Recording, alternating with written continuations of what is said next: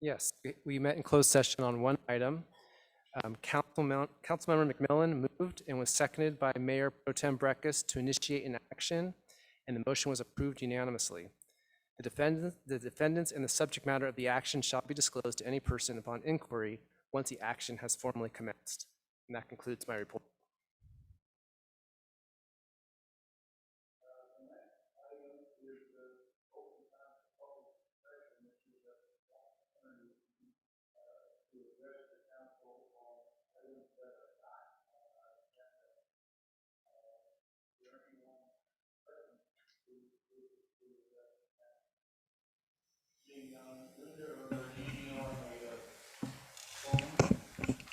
I don't see any raised hands, Mayor.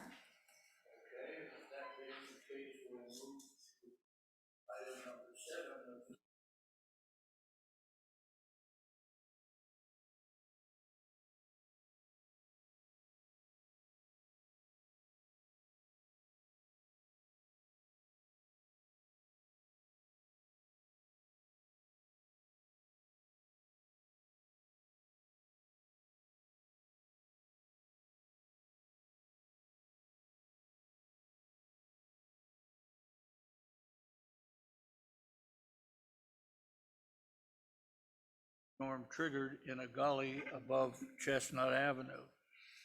In our house at the corner of Bridge and Chestnut, I heard the horn at the firehouse blow the code for a flood, and I hustled across the Lagunitas Road Bridge over the rising waters of Corte Madera Creek and on to San Francisco, where I had a trial starting that morning.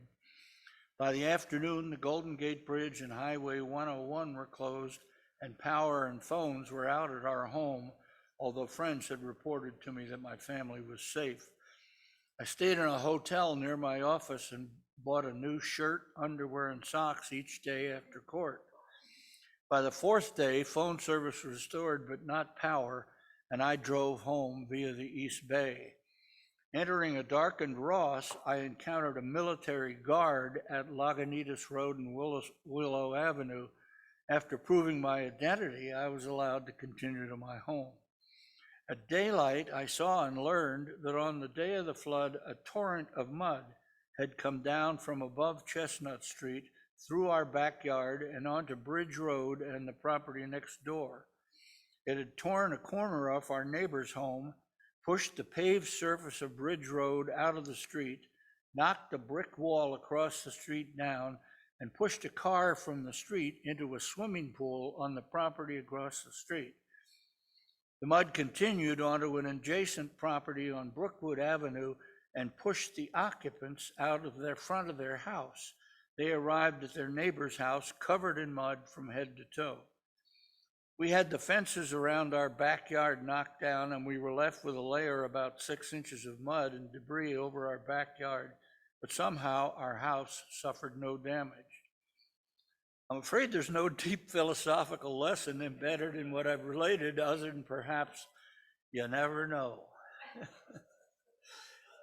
So we will move on to item 8, which is council committee and liaison reports. Are there any such reports? Yes.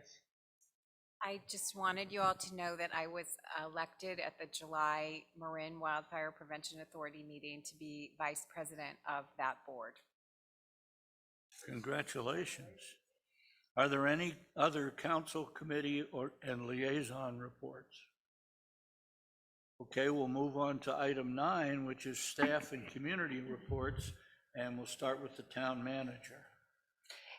Good evening, Mayor and council members. Krista Johnson, Town Manager. We have just a couple of updates for you this evening, and we are using an ensemble approach this evening.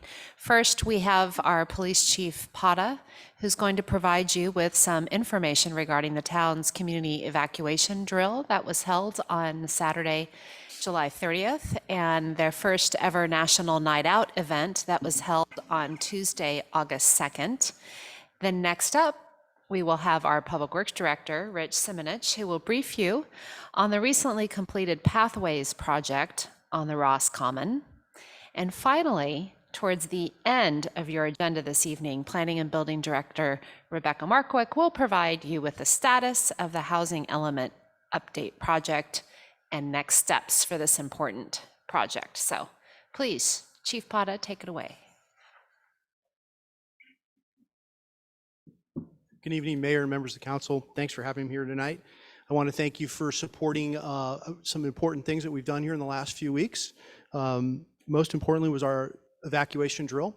As you know, our town last held an evacuation drill in 2019, and then COVID came around, and we've been talking about it, but we finally were able to pull it off.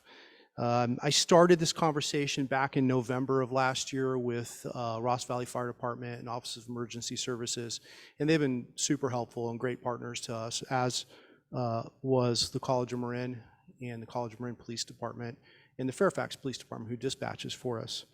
So this evacuation drill last Saturday, the 30th, was that last? No, Saturday before, the 30th, at 9 a.m. was, it was really good for us. It was good that we all got together. It wasn't just good for the community, it was good for the public safety professionals to work with each other and have that conversation with each other and do what we've been practicing.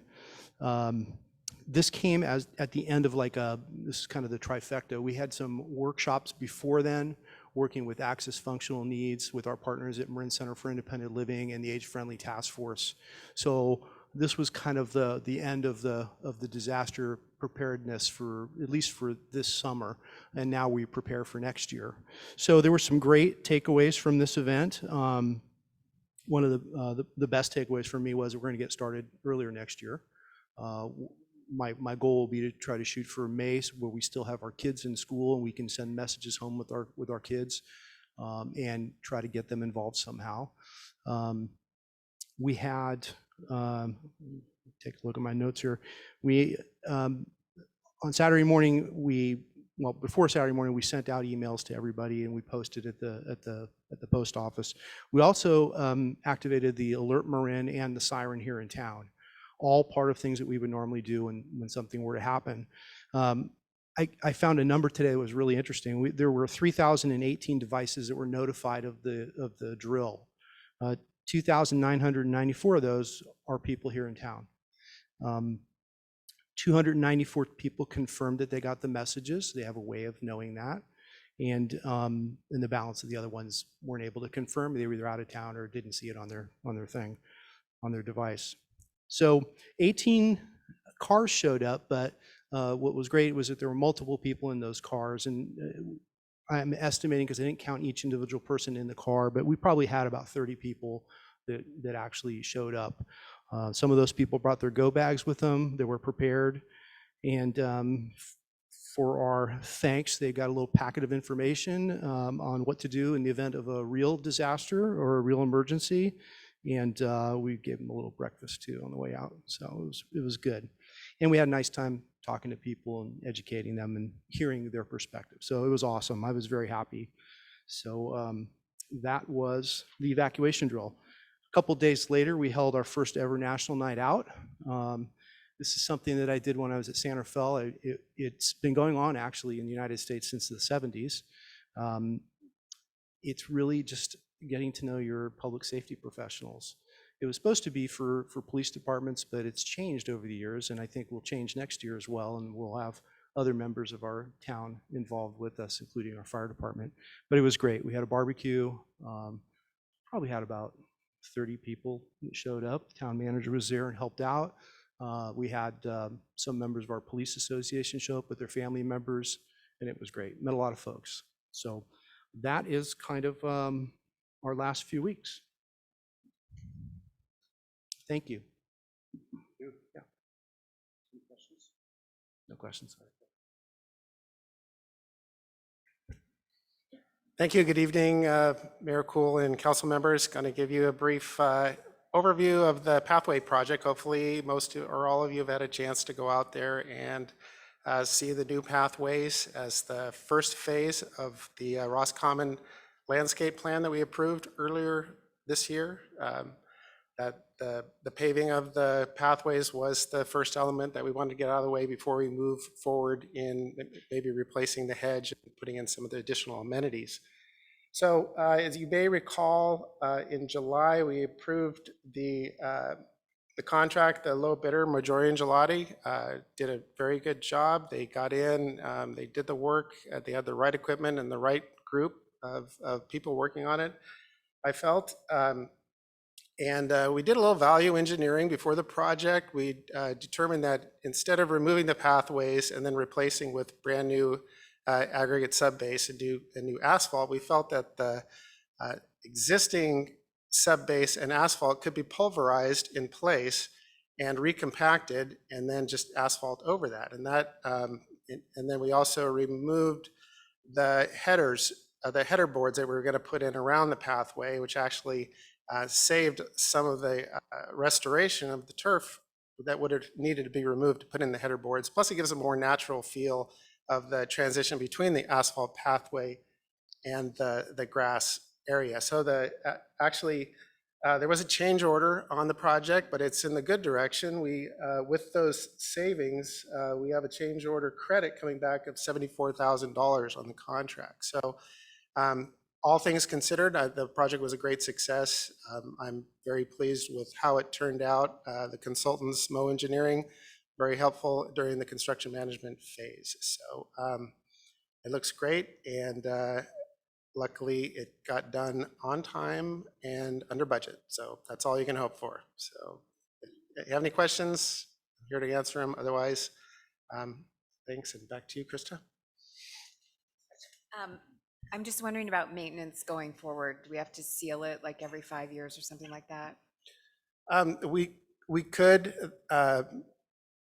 seal it, and that gives it an extra maybe 5 years of protection from the UV ultraviolet rays of the sun, helps remove the degradation. We've never done that really before. We just kind of left it going, but it would be good maintenance going forward to seal that about every 5 to 10 years. So the pathway itself should last 15 to 20 years if we don't seal it. So we can extend it for maybe 25 to 30 if we do include a seal. But again, the timing has to be right between the Ross Rec programs ending and Ross School beginning. We've got to squeeze that in just right, which we did this time, luckily. So yeah, that's something that we could definitely consider. Rich, what's the next step? The next step is to remove the old boxwood hedges and start planting some new planting areas around the perimeter of the common. After we do that, then we can start looking at developing that entryway across from the crosswalk and the post office and move forward in the plan. So we'll be implementing these features over the next 2 years. I think we should have a finished product. So I want to stay on an aggressive schedule and keep that going and get the Ross Common looking like we all approved at the plan. My report is ended. Thank you. Okay, the next item is a report from the Ross Property Owners Association. Is there anyone here or on the phone to report for the RPOA? I don't see anyone with any raised hands, Mayor. Okay, then we'll move on to our consent agenda. There are, I think, A through I items on that agenda. Does any member of the council wish to pull any of the items from the consent agenda for discussion? I'd like to pull C just for a quick clarification. Okay, let's first dispose of the rest of them. Well, first of all, is there anybody else who wants to pull an item? Is there anyone in the public who wishes to request that we pull an item? There is a raised hand, so let me move.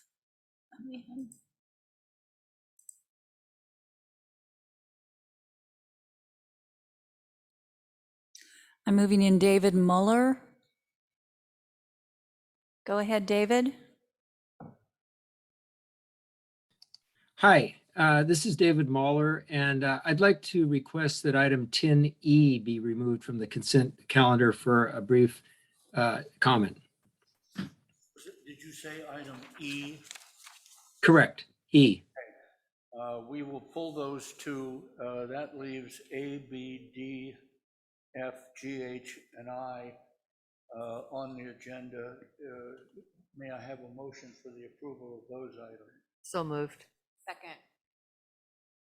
Okay, let's take the vote. How do you vote, Councilmember McMillan? Aye. And Councilmember Robbins? Aye.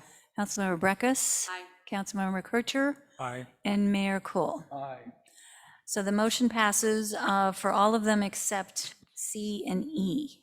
Okay, now let's talk about item C. So my question about C, it looks like it says on number 1, it shall be unlawful for a person to park or leave standing a vehicle at a stall or space designated for electric charging on a public street or publicly owned parking facility unless the vehicle is connected for electric charging. And so my question is, we have, one of those stalls is a handicap stall. So does that mean that you have to have a handicap placard and be charging, or can you use that stall if you're just a handicap placard?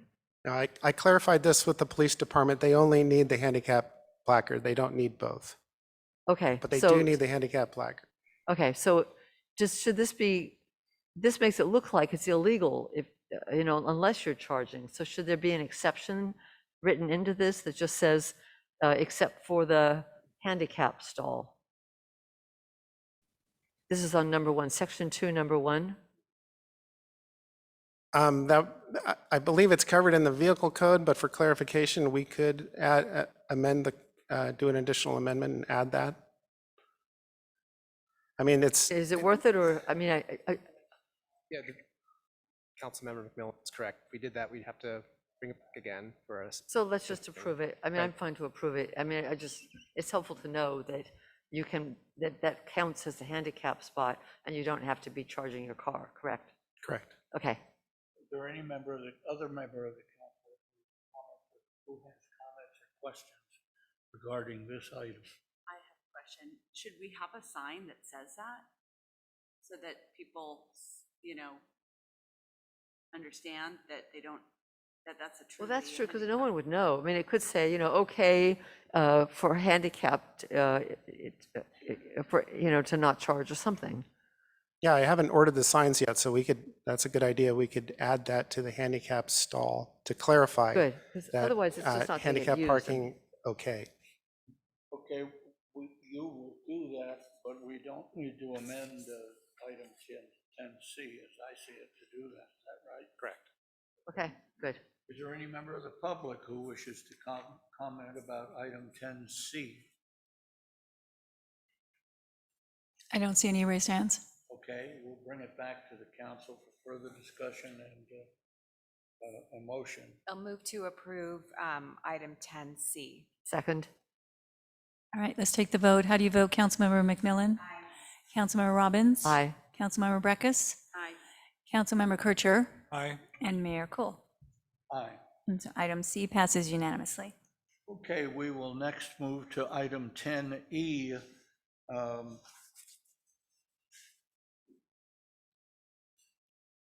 Krista, can you give us a report on that? Yes, I actually am pleased to reintroduce to you the town's senior building inspector, Eric Robb, is here tonight to give, he can give you a brief summary of the item. And I also did hear the member of the public that pulled the item indicated he was providing a comment. So I'm not sure if you, okay, all right. Yes, Eric. Thank you, Mayor Cool and Town Council. I'm Eric Robb, the Senior Building Inspector. The item before you tonight is a draft response attachment of the staff report for the Town Council approval. It's recommended that the Town Council approve the Town of Ross's response to the Marin Grand Jury report entitled Electrifying Marin's Buildings, a Countywide Approach. What is this about?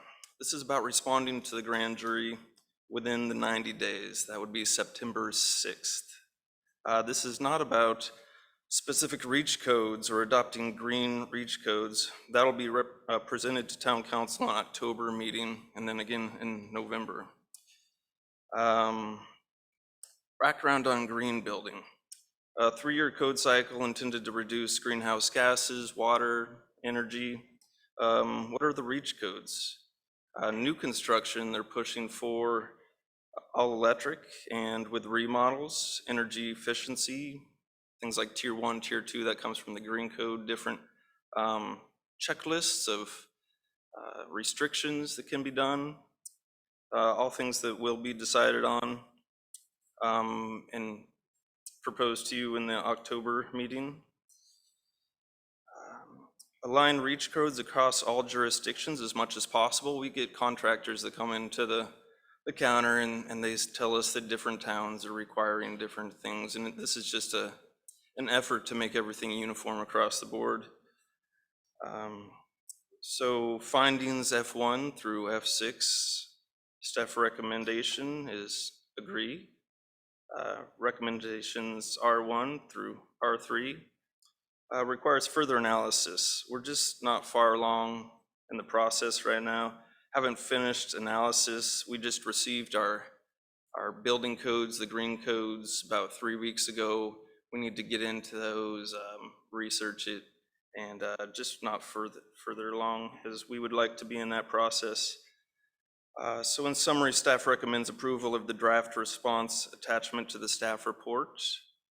Thank you for your time on electrifying Marin's buildings. I can be available for any questions. Thank you. Does anyone have any questions? Does any member of the public wish to address us on this item?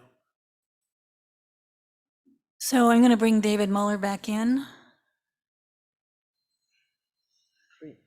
It's 3 minutes, right? Go ahead, David. All right, can you hear me okay? Yes. Great. The format of the transfer over there was a little bit unfamiliar to me. So good evening, Mayor Cole, council members and staff. I'm David Muller of Larkspur. I'm speaking on behalf of the 62 members of the Marin Sonoma Building Electrification Squad. And we are concerned about our worsening climate crisis and our urgent need to reduce the greenhouse gas emissions that are driving climate change. With the use of natural gas in buildings, what we're talking about right now, mostly for space and water heating, being responsible for about 1/4 of our total greenhouse gas emissions here in Marin and throughout California, we simply need to find ways to reduce this source of emissions. Now, the June 6th Marin Civil Grand Jury report that staff was just referring to makes 6 findings about the climate impacts of natural gas use in buildings and the need to take action to reduce these impacts. And it also makes 3 recommendations, which I'll summarize very briefly. The first, to avoid making emissions worse by requiring that new buildings use electric rather than gas-powered equipment. 2, to develop a point system for major remodels that in the end favors electrification. And 3, develop a Marin County-wide building electrification plan for how to start ramping down use of gas in existing buildings, particularly by replacing gas, space, and water heaters with high-efficiency electric heat pump models as the gas equipment reaches its end of life and needs replacement. We have reviewed Ross's draft response to the grand jury report, and we're really encouraged that the response agrees with the report's findings and is supportive of its recommendations with a further analysis. And I'll tell you that Ross is now the 5th Marin jurisdiction to come forward with its response, and it's one of the most positive reports. The narrative portions of the response clearly state Ross's commitment to take sensible and available actions to reduce greenhouse gas emissions. It supports the ongoing joint initiative to develop model reach codes to address new buildings and major remodels. And it really does set up Ross to consider and adopt these model codes this fall. And we'd like to encourage the council to approve the draft response. Thanks so much. Is there any other member of the public who wishes to address us on this item? There's no raised hands, Mayor. Okay, we'll bring it back to the council for further comment and action. Does anyone on the council wish to make any comment regarding this item? Okay, does anyone on the council wish to make a motion? I'll move to approve item B. All right, let's take the vote. How do you vote, Councilmember McMillan? Councilmember Robbins? Aye. Councilmember Breckus? Aye. Councilmember Kircher, and Mayor Cole. Aye. And the motion passes for item E unanimously. Okay, that brings us to item 11, public hearings on planning projects. The first of these Yeah, I is took that off. 98 Laurel I took Grove that off. Avenue. Yeah, it's over there. Is up for design review and variances, and town council consideration of adopting resolution number 2262. Rebecca? Yes, thank you, Mayor Cool. We have our contract planner that I'll introduce. He is here on Zoom. His name is Nishant Sioni. He is mostly working remotely, but he's in the office once a week. If you happen to be here on a Thursday, he's usually here. But he will present 98 Laurel Grove.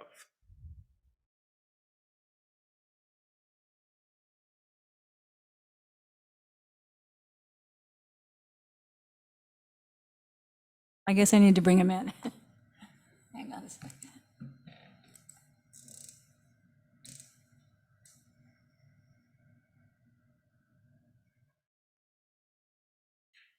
Where'd he go? Oh, there he is. Okay, go ahead, Nishant. Hi, thank you for adding me. Sorry, the lighting is a little bit dark here. Just give me 1 second to share my screen and I will pull up the PowerPoint.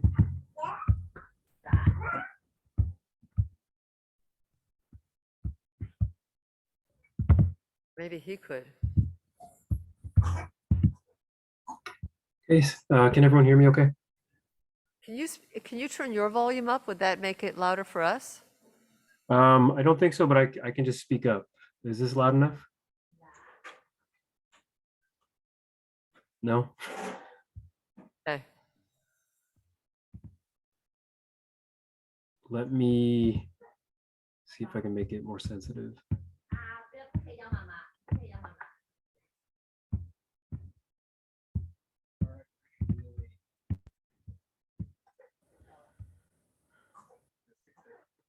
Is this any better?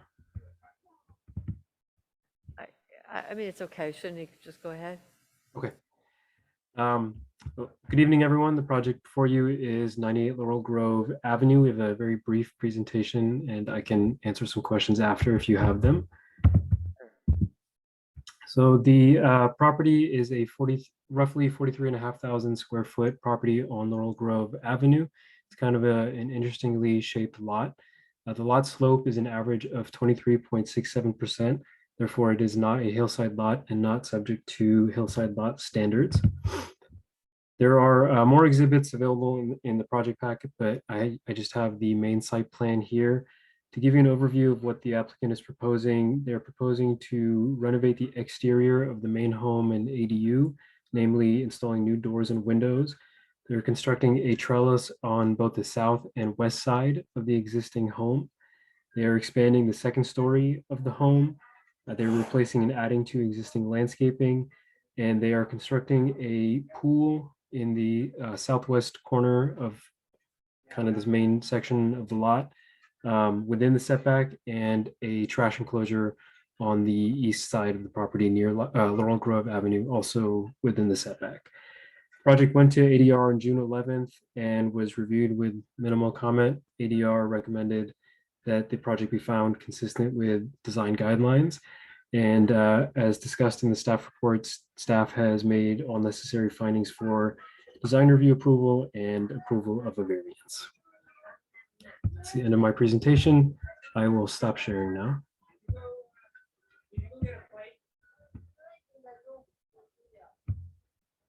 Have you completed your report? Yes. Okay, does anyone have any member of the council have any questions? Go ahead. And maybe this should be addressed to Rebecca, which is the increase in the total impervious surface of the site by 1,363 square feet. And I'm wondering how that will be remedied. That was addressed when the project first came in, when it was routed to the Public Works Department, and Rich Simonich reviewed it and Rich, you can correct me if I'm wrong, but they are proposing some type of well that will retain the water and that will offset the increase to the impervious surface. Great, thank you. Does anyone else on the council have any questions? I had some questions. First off, I just wondered, is there like a form letter that goes out to applicants to make sure they know to reach out to us to do a site inspection? Because we didn't get one for this project, and lately, just like in the last couple months, there's been, I think this has happened a couple times.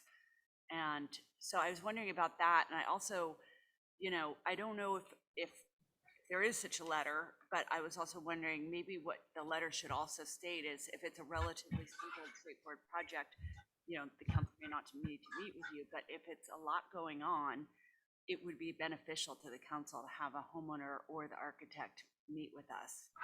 Because in this one, we didn't, and I would have preferred that. I don't know how other people felt, but. Sure, we do not have a form letter, but typically we let applicants know to reach out to the council members to set up a site visit. But I'm happy to sort of formalize the process and create like a site visit form or some type of specific letter that will be included in your packet, so you can contact them for a site visit. So I want to make sure I'm not confusing with something else, but the council each gets a copy of the notice that goes out, that's published, and it also, you get this spiffy chart table, and it has the project applicant and a contact number too on it. Do you need something more? Well, what normally has happened in the past is every applicant seemed to just know, and I don't know how they know. I don't know if it's in materials in the application or from, their architect doing, I have no idea what the process is. It's just that lately, we're not getting contacted by applicants about projects. And so I'm feeling like there might be a missing letter going out to people. And then just separately, I was thinking, every once in a while this happens where something's like a project like this, where there's a lot going on. I was there for a while trying to figure it out, where I would have loved the orientation because there's so much happening. And then I have other specific questions about like what the plans are showing.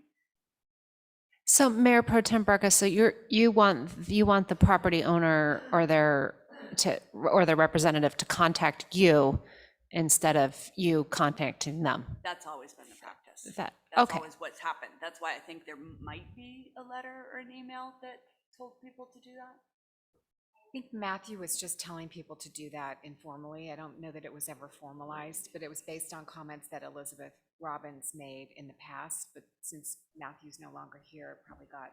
But this is going back. I've been on council for 10 years. This is always going back. And one of the things that I feel like applicants oftentimes don't get another look at, we often tell them when we go out there, a lot of them don't know there's a staff report. Right. So they don't know there's conditions of a staff report with conditions of approval.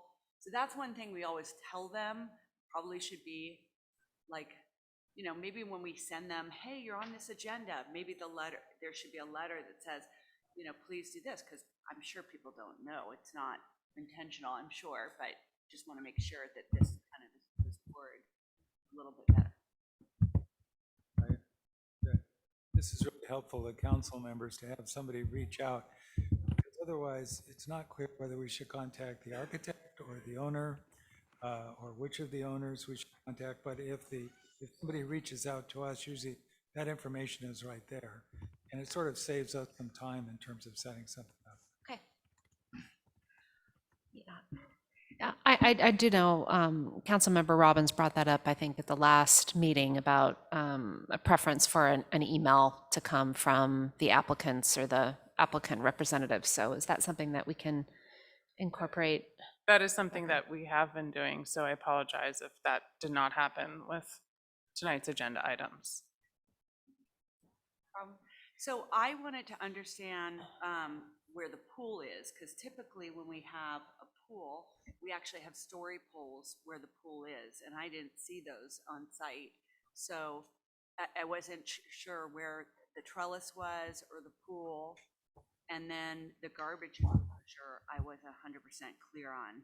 So those are all variance items, and ideally, I mean, I kind of think I know where they were based on the plans and everything, but it just, normally we have things actually story pulled out, not story poles like sticking up, but like just something.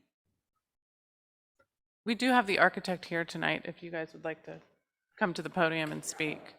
Do you want me to try to quickly pull up the plans? I can pull them up too, real quick. That'd be great, Nishant, thank you.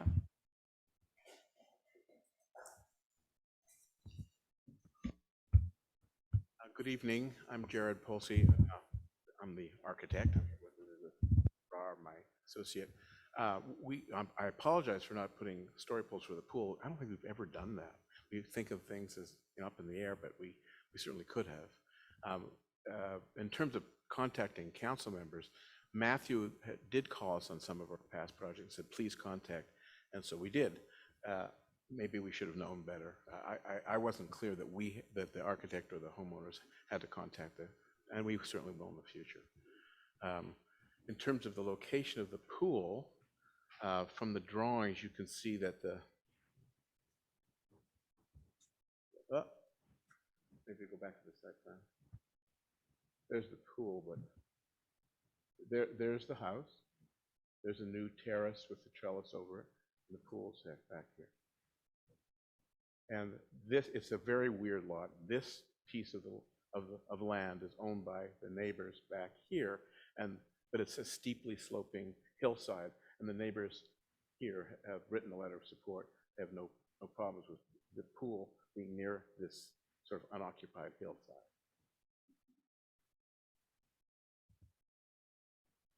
The trash enclosure is right here. I don't know if you can see my mouse. We had originally asked for a storage here, and that the ADR suggested against that. And so this is just a small, low trash enclosure for garbage cans. And I'm sorry, the one with the little doors? Right. But it's not, there's no roof, it's not full height, it's just to enclose the garbage cans. This is, you drive down the driveway from Laurel Grove, you turn in, this is where there's the garage, this is a driveway, and at the end of the driveway, there's a little trash enclosure. And I saw on that elevation or that side, what are we calling that? Which side? Which side is that? This is I guess that's the east side. Okay, so there were like sliding glass doors, but that's not, or is it, yeah, sliding glass doors I thought I saw? There's sliding glass doors here onto the terrace. And overlooking the yard and the pool. There's no sliding glass doors here. This is the garage. yeah, so There's some doors here, not sliding glass, but French doors, because there's a home office in this corner down below. So I was thinking that was the west elevation. That's not the west elevation. It's the east elevation. Yes. Ah, okay. And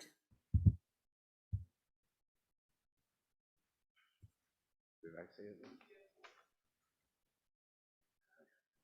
I have the drawing. Actually, I have them right here. So the Laurel Grove is here. Then there's a long driveway, and this is north. This way is south. This is the east elevation. can you go to this drawing here? That's the east elevation. Yeah, can you go to that? Yeah, just give me 1 second to pull it. It's A 2.2.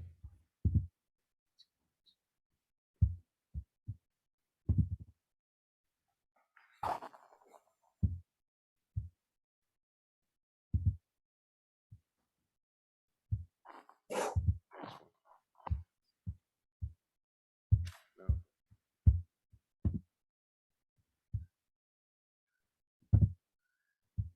This one. Right. This in here. So this is the side of the garage. Yep. And there's a door that goes into a home office down below there. And the ADR had asked us this was, we changed the window configuration and added some landscaping, so this wouldn't be so blank, that east facade. And this is the driveway. So you come up the road and you turn in here, and there's the trash enclosure. Okay, and then there's a covered deck. It looks like there's a barbecue or outdoor fireplace. It's a trellis feature. above that. It's not roofed, but it's a trellis. And there's a Okay. barbecue and a fireplace on the deck here. And when you call it a trellis, you mean it because it's slatted? Right, it's not roofed. And it's, how many feet wide is that? I don't have the dimensions. I think it's 12 feet wide. And that's the trellis that's in the setback? No, the trellis is not the setback, the pool is.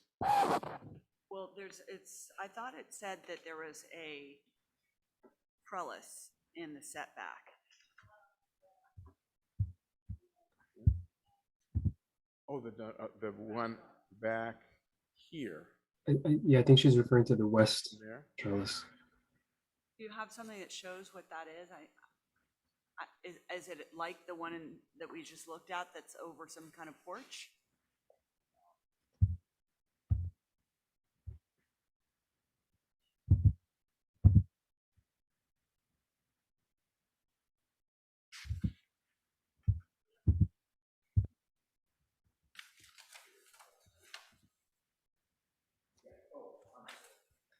Do you happen to know what the page number is that I should go to?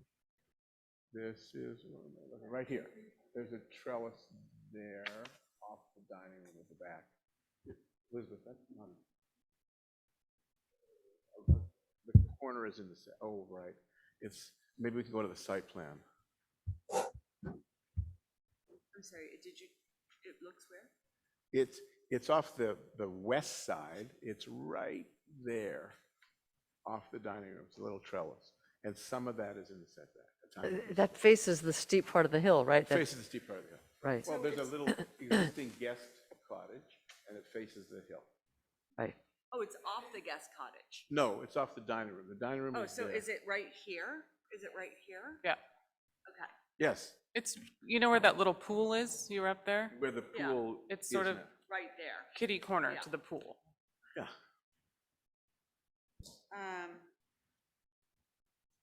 I think those are all my questions. Does any other member of the council have any questions? Okay.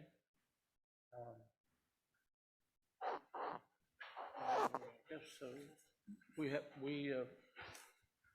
need to find out if there's anyone in the public who wishes to comment about this item. Can you close the share screen, please? Thank you. There's no raised hands, Mayor. Okay, then we'll bring it back to council for discussion and further and action. I move we approve resolution 2262. Second. Let's take the vote. How do you vote? Councilmember McMillan? Aye. Councilmember Robbins? Aye. Councilmember Breckus? Aye. Councilmember Kircher? Aye. And Mayor Cool? Aye. Motion passes unanimously. Aye.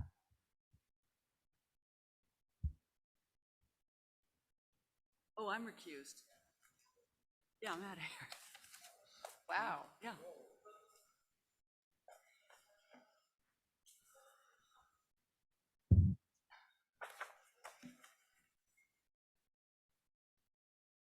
Okay, that brings us to item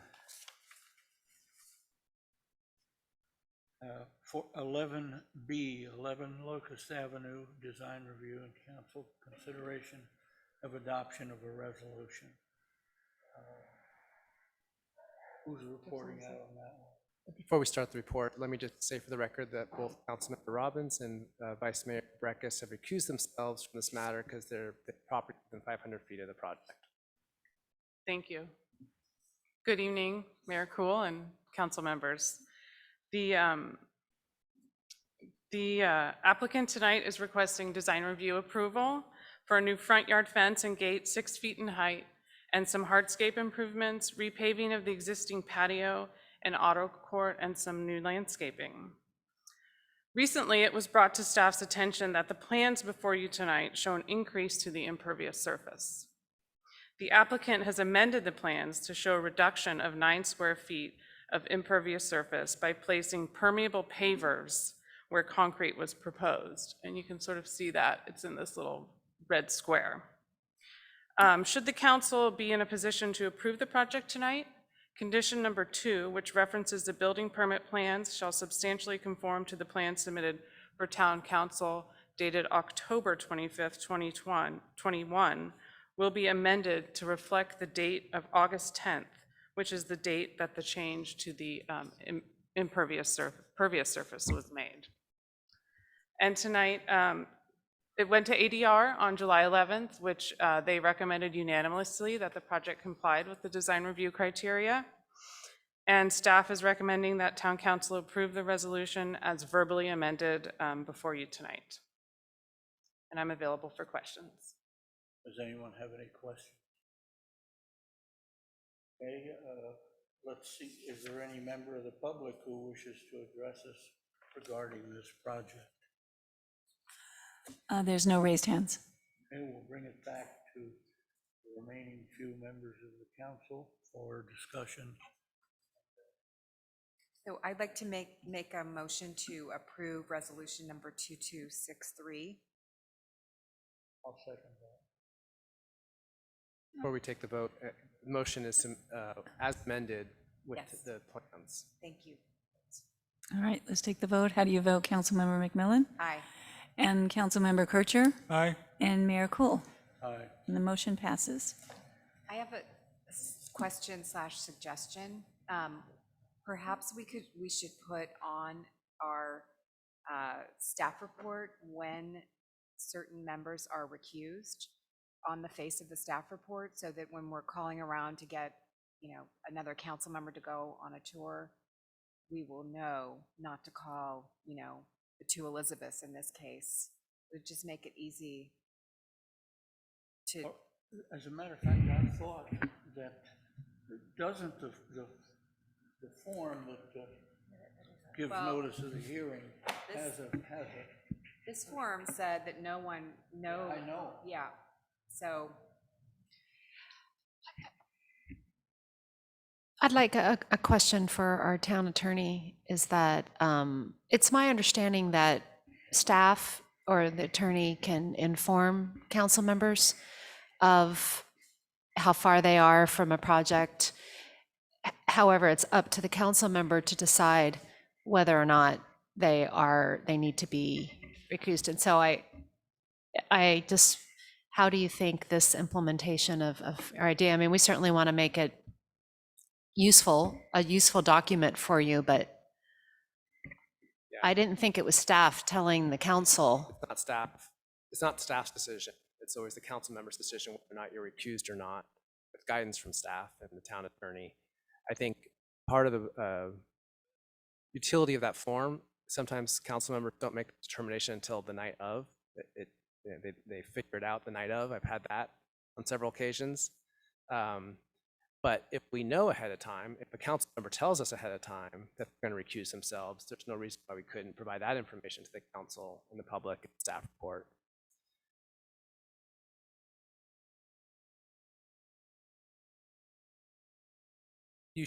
There's factors to look at under the FPC, and it's not up to the staff or the town attorney to decide. It's not automatic, correct?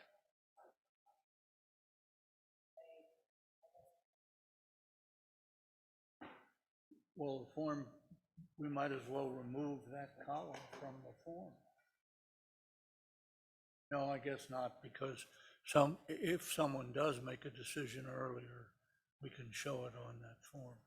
Correct. All right, that brings us to our administrative agenda. First item is Town Council discussion of Ross Municipal Code, Chapter 12.24, planting, alterations, and removal of maintenance of trees. Rich? Yes, thank you, Mayor and Council. Give me a second here to bring up my PowerPoint presentation.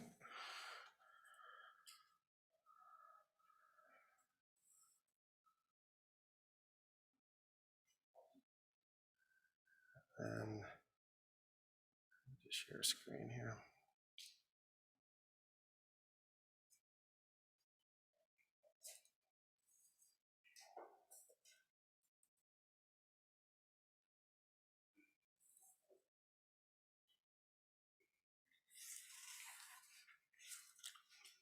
Okay, tonight we are going to be reviewing Ross Municipal Code, Chapter 12.24, as well as Chapter 12.12, which also discusses the ministerial powers of the Public Works Director and also the abatement procedure. So and I apologize for the confusion, but the attachment is actually 12.12, which is the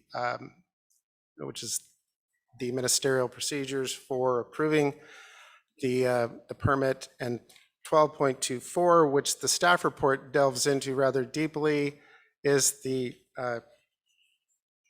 actual tree protection ordinance. So the two ordinances do go hand in hand, and if we do bring these back, it's quite likely that both ordinances will require amendment. So that said, moving forward, Can I just ask a question? yes, When I read this, I got really confused because 12.24 wasn't attached. right. And then I did go to 12.24. I haven't read the whole thing, but it's it's really what your whole staff report is talking about. Yes. And I just wondered, would it not be a good idea to bring this item back with 12.24 attached? Because I got really confused by that part of it, and then I didn't really have a chance to, and 12.24 is a very long chapter of our thing. So I don't know if other people had that thought, but it's like a 10-page ordinance or 8-page ordinance or something. Is the point tonight just to get some input from the council? Yes, it is. And the staff report does cover 12.24 quite extensively. So I recommend that we discuss, we go through the presentation and we discuss some of the topics. I don't think having 12.24 in front of you is necessary to make discussion, a productive discussion tonight, but we can leave that at the end of the presentation, whether council wants to continue this or not. Well, we don't, am I right that at the moment, we don't have a draft of what form 12.24 would take? Right, precisely. And that would be the next step out later on down the road. I would bring back the actual 12.24 with any amendments and most likely 12.12 as well. Through the mayor, I apologize that the attachment is not correct, and this item is not urgent. And so if that's what the council needs to have we want you to have a good, robust discussion. So we're absolutely fine returning next month with the correct attachment to it, but it's your decision. We can proceed, or it's also easy to move to the next meeting. Can I just add one thing? Sure. So, the goal is to give enough direction that we come back with amendments for 12.24. If we hear this item, none of us have studied 12.24. We're going to come back. I don't see how he's going to have enough changes because we haven't read them. We haven't thought of the changes. And then we're going to have it another time.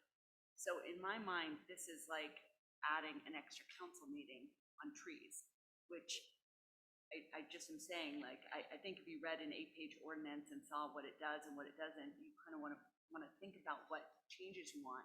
So I think what we're going to do is come back, we're going to have 12.24, and we're going to have some changes, which we could do this.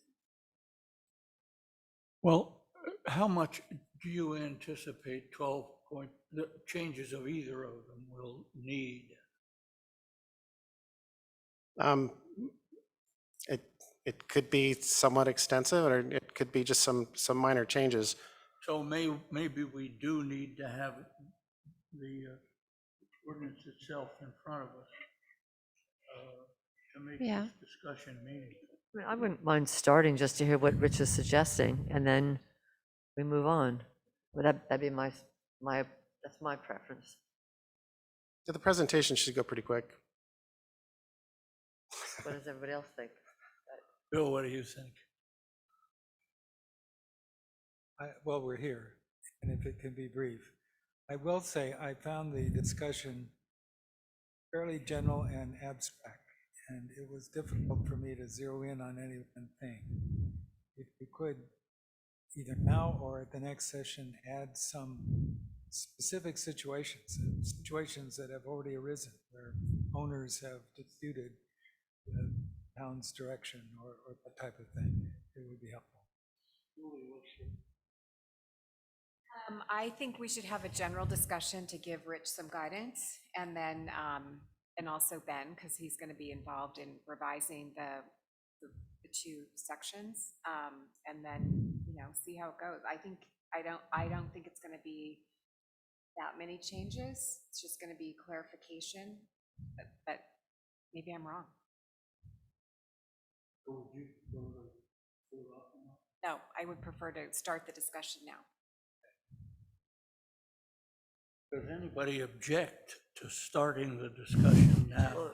Yes. But I've never ruled. That we know. All right, well, let's go ahead, Rich.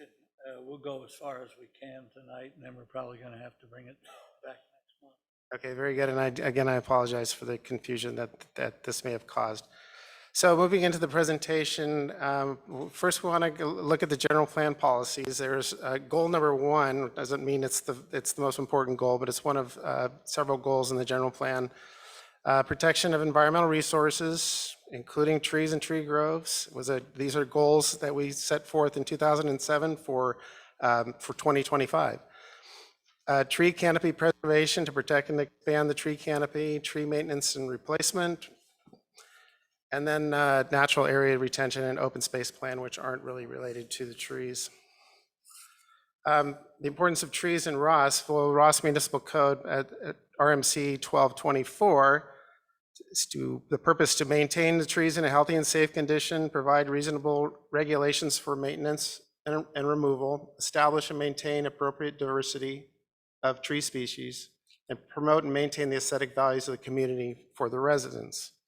We're going over all this to kind of lead you into the discussion based on the current purposes of the code. And then the partner code, the Ross Municipal Code 12.12, which is the Ministerial Enforcement and Abatement Code, allows the Public Works Director to make ministerial decisions as far as the removal of dead or dying Dutch elm disease trees, removal of fire hazard or menace to public health, and also maintain defensible space on hillside lots per Public Resources Code 4291 and Government Code 51182. I just want to briefly go over, since those are referenced by the code, they are quite important. What these two codes, California codes, allow is the town staff to enforce defensible space on the lots, on properties, without having to defer to the fire department. If we see that they are in violation of Public Resources Code Section 4291, which the Fire Safe Marin and all of the material that's provided by the Ross Valley Fire Department to inform people of how to and to what extent they need to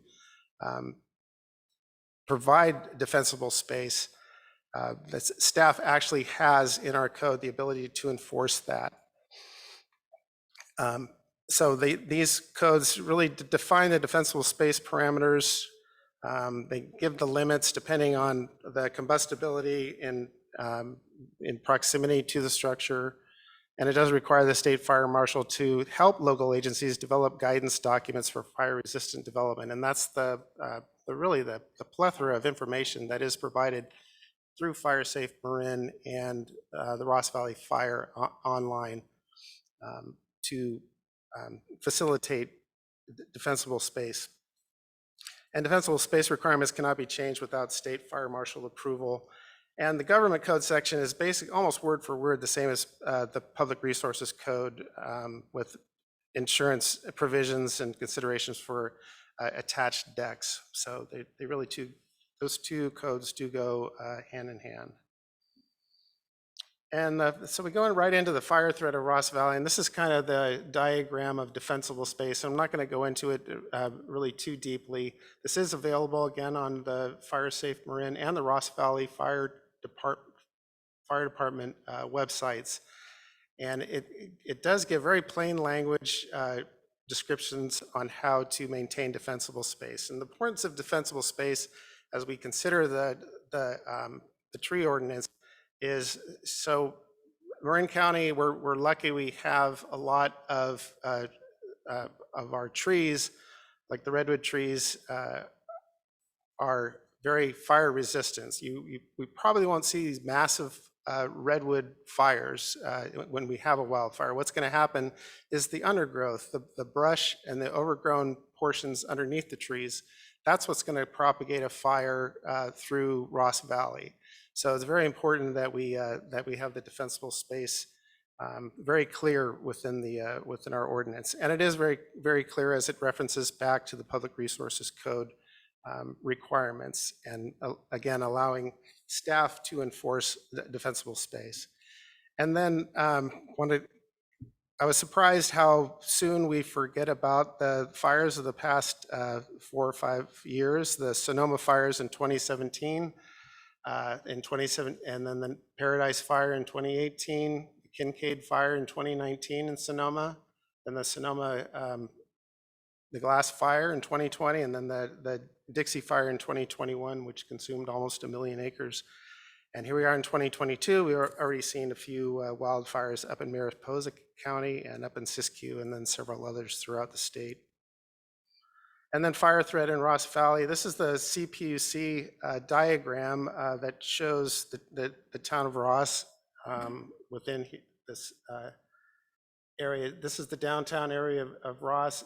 Up here is Upper Toyon, and over here is Phoenix Lake. So Ross is basically all in this area. And what this red area means, according to the CPUC, it's a Tier 3 zone, which is extreme risk for wildfire.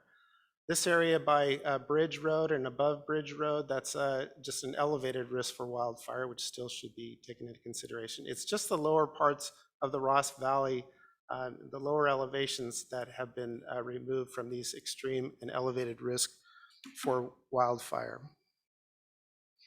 So possible amendments to the tree protection ordinance. At a minimum, staff suggests, this first one comes really from myself and my staff who issue the tree permits, and because of the dangers to vehicles and pedestrian, we want to limit or remove the requirement for tree replacement in the right-of-way, except on shady lanes. So that's if a tree needs to be removed because it's dead in the right-of-way, say Sir Francis Drake or any of our streets,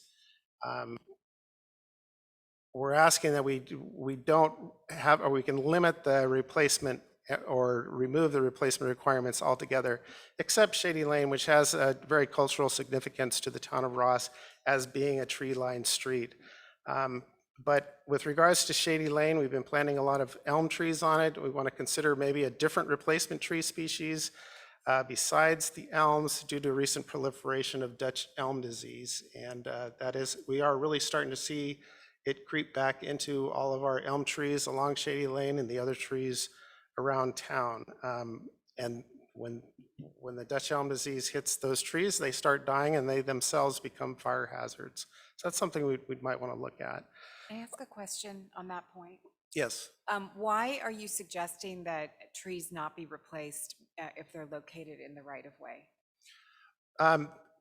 Well, let me move to this next slide here. So this is a tree that fell over during April 2017. This is Shady Lane. That's right in the pathway of Shady Lane. During a storm, otherwise healthy, large oak tree. It fell all the way across Shady Lane and smashed the fence of the property owner on the other side. I did have another picture of what the whole devastation looked like, but it's such an old picture I couldn't get it off the cloud, but I do have this one. And this is very similar to the type of tree that fell last year right here on Lagunitas that took out the power. It's just the tree just up and falls over with a little bit of wind. You can see the root ball right there. And this is a oak tree that's probably 50, 60 years old that looked perfectly healthy. So do we want to go back and keep planting these types of trees in the right of way, where, you know, we can still possibly maintain our canopy by all of the trees that are within the private property and in our open space? So, and this in fact is Shady Lane, where I'm not proposing that we restrict replanting because of the cultural significance of the shade trees along Shady Lane. But that's my main concern, is we keep planting these trees. What I thought you were going to say, what I was hoping you were going to say, was that because of evacuation, you want the right-of-ways as wide as possible, and you don't want people driving down the street with trees in the right-of-way that are on fire. And so I think that's a really good reason not to replant trees in the right-of-way. It is, and keep the evacuation as wide open as possible. That's a very good point. And there's probably a few other points too, that cars can hit the trees that are planted right up against the traveled way. And it's just really a hassle to keep mitigating these trees that have fallen over and then having to replant, so that we're gonna have to go through the same thing 25 years later. Again, this is staff's suggestions based on what we've seen over the last few years and what we've listened to during council discussions on this topic. The next point, which I think makes sense, is allow the town arborist to waive arborist reports for dead or dying trees and all fire-prone trees that are to be removed. And the arborist would, since the public works director does approve all tree removal permits, the public works director or myself, one and the same, would be the final say on whether the arborist report would get waived. But I think this is a very good idea, and it does clarify the current Title 12.24, which just says the town may waive the arborist report, and this will clarify that certain point. The next is to codify tree and encroachment permit fee waivers for removal of dead or dying trees in the right-of-way and fire-prone trees on public and private land. So currently we do practice this. If there's a dead or dying or fire hazard tree in either the public or private lands, well, it's mainly in the right-of-way, but we do it for both. That is we consider it an abatement. We're telling these people, this tree is dead, it's dying, and it needs to be removed, but we will waive the permit fees and possibly the encroachment fees for the trucks that are parked in the right-of-way to do the tree removal. This isn't codified, it's just kind of a policy that we do under the considerations of it being an abatement. Finally, maybe adopt a specific tree list for all new plantings and replacement trees and shrubs based on the fire-safe, marin, fire-prone, and fire-resistant trees. So these are all, relatively easy amendments that could be done on to Title 12.24 and 12.12, I think, pretty easily. And again, when we finish this presentation, we'll have a chance for council to come up with any ideas that they would like staff to consider if we do come back with ordinance at the next meeting in the future. For item B, the waiving the arborist report. So if somebody wants to have an arborist come and offer a report, does the town consider that? Or is it that it's no longer necessary? Is the owner's arborist report optional now, or is it not even allowed? The arborist report, the way the code is written, it's optional. We may require an arborist report. So we currently, we can't force them to provide an arborist report currently. But we don't really specify who's making the decision from the town as to whether an arborist report is really warranted or not. Does that answer your question? Well, if you have a tree that you think is dying and you come to the town, is this saying that the town arborist himself or herself can say, yes, it's dying, you can take it down? Yes, that would be acceptable. They bring the arborist report and it says it's dying. Wait, the owner brings their own arborist report? Yeah. That's fine. That's what that, I think he's saying that it's optional right now, and the code is not clear as to who makes the decision. And what he's proposing is it be the town arborist, which means the person is actually paying for one arborist, our town arborist, and that it not be staff, public works. It I be see. a town arborist. I see. but I would have a final say on it since I'm writing the permit. But if they wanted to bring their own arborist report, we would have to accept that if they're a licensed arborist. Okay. We've never questioned an arborist report that they've offered to us. But haven't you had it peer checked by the town arborist? Would normally, I think, the practice would normally be to check it by the town arborist. Yes. And then would they be charged the fee or not? Currently, they've already paid for the arborist. And if it's a dead and dying tree, then yes, we would waive the permit fees if we had ordered the tree to be removed ourselves. If they're coming out and saying, hey, we have this dead tree and we'd like it removed, and it does really look dead, but we didn't order it, we may also waive the fees as well, since we want to get rid of the dead and dying trees. May or may not be an arborist. It may be an arborist or maybe you. Either one. Currently? Yeah. Currently, we require an arborist report all the time. Okay, and what you're proposing, you would make the decision unless you thought it was necessary to get the town arborist involved? Yes, well, no, it would always, the first tier would be the town arborist, and then if there is any question, I would have the final say, but I would say 90% or, whatever, it's gonna be the arborist. I'm not an arborist, but just because I'm writing the permit, I'm gonna have to be the one, I'm signing the permit, I'm gonna be the one that's approved the action that the town arborist took. And would the resident be charged the cost of your getting the town arborist involved? No. That's part of the tree permit fee, which then it would be waived itself. So yes, so there is some loss of revenue if we take this type of thing. And I give an estimate in the staff report of what that lost revenue would be. Yeah, per year, not too much. So these are the 4 recommendations. Yes, this is what staff would be. Staff supports these types of revisions. And through the mayor, and one of the purpose of this agenda item is not just to respond to staff's recommendation. It's because we have heard from a couple of council members who have made comments about about trees in general.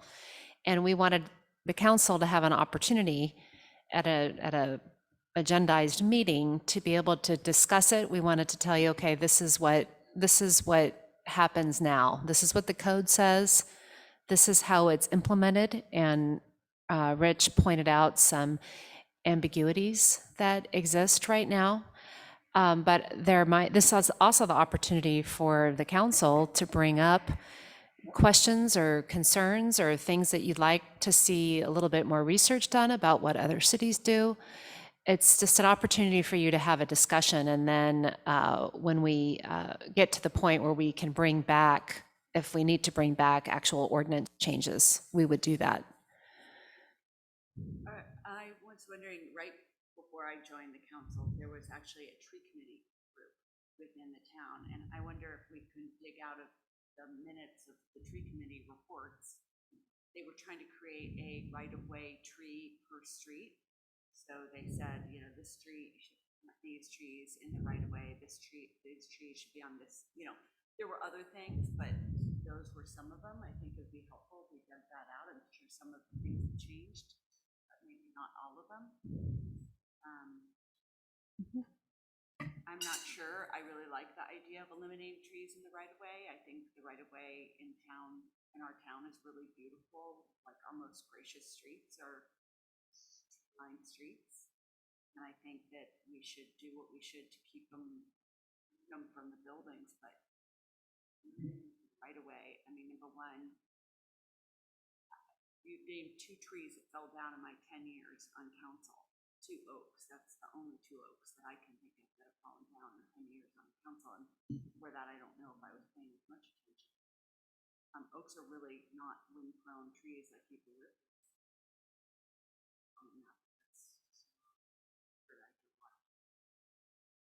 Work with trees. So I'm not sure I 100% agree with that. I appreciate the consideration there. You know, on that basis, we could eliminate all trees. I mean, I'm not sure that Well, I think when the general plan was adopted, that was in 2007, and the work that was done for that was probably starting in 2004 to 2007. That was before these mega fires that are just torching our state, before dramatic climate change, before the buildup of huge amounts of vegetation. And I think maybe we need to look at where all the trees are in the right of way and make a determination about, we don't want to denude the town, but we want to be responsible for wildfire prevention and keeping clear evacuation routes, so that when there is a wildfire here, and it's not if, it's when, we can get people out safely and the roads are not on fire and people can, stay in their cars and not be burned up. So maybe we need a map showing where the trees are in the right of way, and we can, make a decision, a more educated decision about where trees are not going to be helpful in an evacuation situation. My view is, I don't think we should be charging anyone to remove a dead or a dying tree or a fire-prone tree. I think we should make it as easy as possible for people to get rid of it's basically fuel, and it's gonna burn, and it's gonna kick off embers, and it's gonna make everything even worse. And I like I'm a master gardener, and I'm not supposed to be looking at lists of plants. That's not what we do. But because all plants burn and all trees burn, but I am of the minority view in master gardeners that we should have a list like Fire Safe Marin of fire-prone plants and shrubs, and we should highly discourage those trees and shrubs from being in our community. And unfortunately, it's just going to get worse and worse and worse. And my daughter and I were in Calistoga 2 weeks ago, and the whole rim of the valley is just skeletons of trees. The valley floor is okay, but you look, and that fire happened in 2017, and it's just skeletons. And you come back to Marin, and it's like, we are so fortunate, knock on wood. And, the fire department and the MWPA are taking steps to do stuff, but individual homeowners have to do stuff too. And so to the extent that we can motivate and encourage and make it as easy as possible for people to remove fuel, I am all for that. I just want to say I understand that, and that's why I think around the house that's really important, but trees also are really good for the environment. And we shouldn't have a policy that just says, hey, let's get rid of all trees. I mean, I would rather take the 6,000 we save homeowners for, arborist reports and staff time dealing with this, and give it to somebody to deal with, all the underbrush on all the hiking trails that I see. I just think that's where our biggest problem is, and not well-kept manicured trees. Well, it's the zones that Rich showed that we really need to be paying attention to. And it's not just the immediate area around your house or your house itself. It goes out to at least 100 feet. And everyone needs to be safeguarding, all the zones, not just your immediate house. I agree. I just think, you know, you look at MMWD's land right next to ours, that's our biggest fire risk, right there. And we, you know, if we want to focus our energies on that kind of a thing, you know, asking MMWD come in and explain what they're doing up there and how they're taking care of it, that would be some bang for our buck right there in terms of efforts to make it fire safe. So on suggestion A, you know, what do we do about the trees in the right of way? I mean, it sounds like, Rich, you're not saying we're cutting down all the trees in the right of way. You're recommending that they don't automatically get replaced. I mean, it's probably pretty easy to see when a tree in the right of way dies, if it's reasonable to replace it because it's a safe, wide street, or if it's unreasonable because it impairs people's exit. So I mean, I think, probably everybody would agree, you know, on, maybe not everybody, but I mean, I think it's probably not going to be too difficult to decide when a tree in the right of way dies, if it's safe to replace it, and if it would be pretty, or if it really is better to not replace it. So I don't think it is all that controversial. I'm okay with just like taking it tree by tree as they die. But I mean, I agree with you, Elizabeth. You know, streets with trees on them are beautiful. But I think that, you know, as Julie pointed out, you know, the last general plan, you know, that talks about our arboreal cover, I think that's what, or our arboreal canopy. I mean, that's a concept that's a little bit out of date because of the risk of fire. So I do think we need to make it easier for homeowners to remove trees, and certainly dead and dying trees to not have permits. That's a step in the right direction for that. Well, but A right now says limit or remove the requirement. We have to do one or the other, don't we? Well, currently the code is set up so that the Public Works Director does have some discretion on replacement of the trees. I mean, I could say, well, no, we don't really need I don't really want to plant a tree here, nor am I going to require you to pay the in lieu fee. And the code sets up to give me that leeway. What I'd like to do is have that codified, that that's what I'm totally allowed to do. So there's not much of a stretch there. I do like the philosophy that we can approach 12.24 with, make it easier to remove dead or dying or fire-prone trees, and then we structure the ordinance that way and bring it back to council. That's one way we could look at it. Just take an easy general approach, and then have staff make revisions or minor edits, and then bring it back and say that here, this is what we've done to make it easier. We've codified it to remove dead or dying trees, whether it's in the right of way or it's in public or private property. And maybe the wording for on 12, what is it again? 1224, number 4, the replacement tree wording. You know, it says, unless otherwise specified by the Public Works Director or Town Council, replacement trees shall be required at the following ratios. Maybe that gets reworded so that it's clear that it's not automatic that you have to have replacements, because sometimes the point is to thin out some of the trees, and we don't really need to have 10 new trees planted because a big tree was cut down, and we don't necessarily need an in lieu fee. It benefits the community to remove that particular tree. So maybe that gets reworded a little bit, but I know in practice, you know, you've been very reasonable and practical about, you know, should trees be planted or are there fees? So Yes. it's already being implemented. With you, it's being implemented very reasonably, but maybe the wording could make it clear, a little clear that, you know, the Public Works Director is going to make that decision. It's not automatic that you have to plant 10 more trees or pay a fee. And that is in line with the general plan of being a responsible arboreal, or whatever the word was. And part of that is not crowding a bunch of trees together just for a canopy, because that can be counterproductive to their own growth. You know, I hate to throw, to cause more trouble, but do we have to consider whether to give some kind of an appellate right with regard to your decision? What rate? Appellate.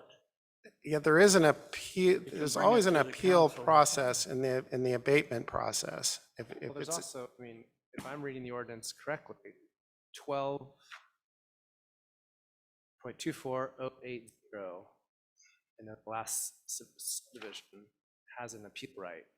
Oh, yes. I don't have, Okay. my machine here is not working. I can't go on. I apologize. Says the applicant or any. Right, here it interested is, person. permits and appeals. Okay, fine.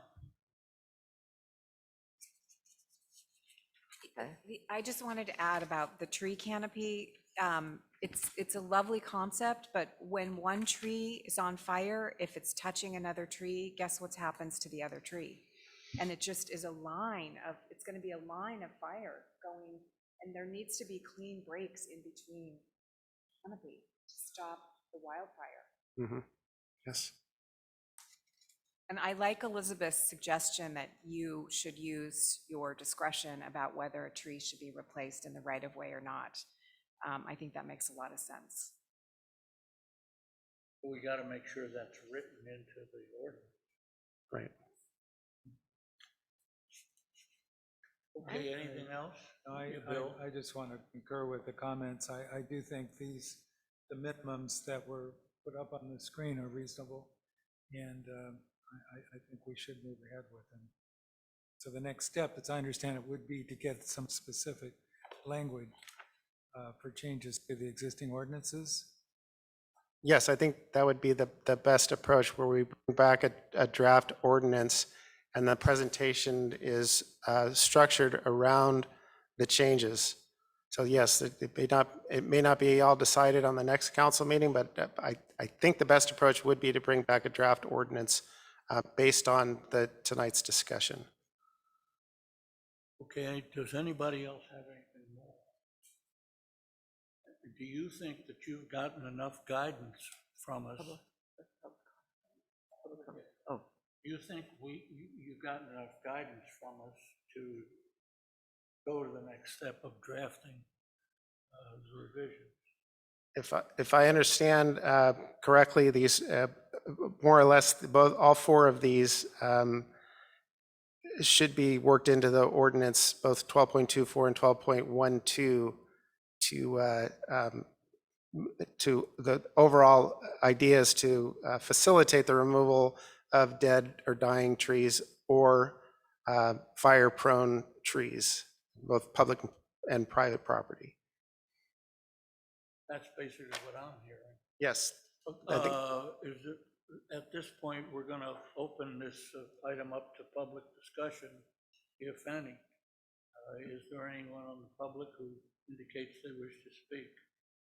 I can't see. Can you? Oh, sorry.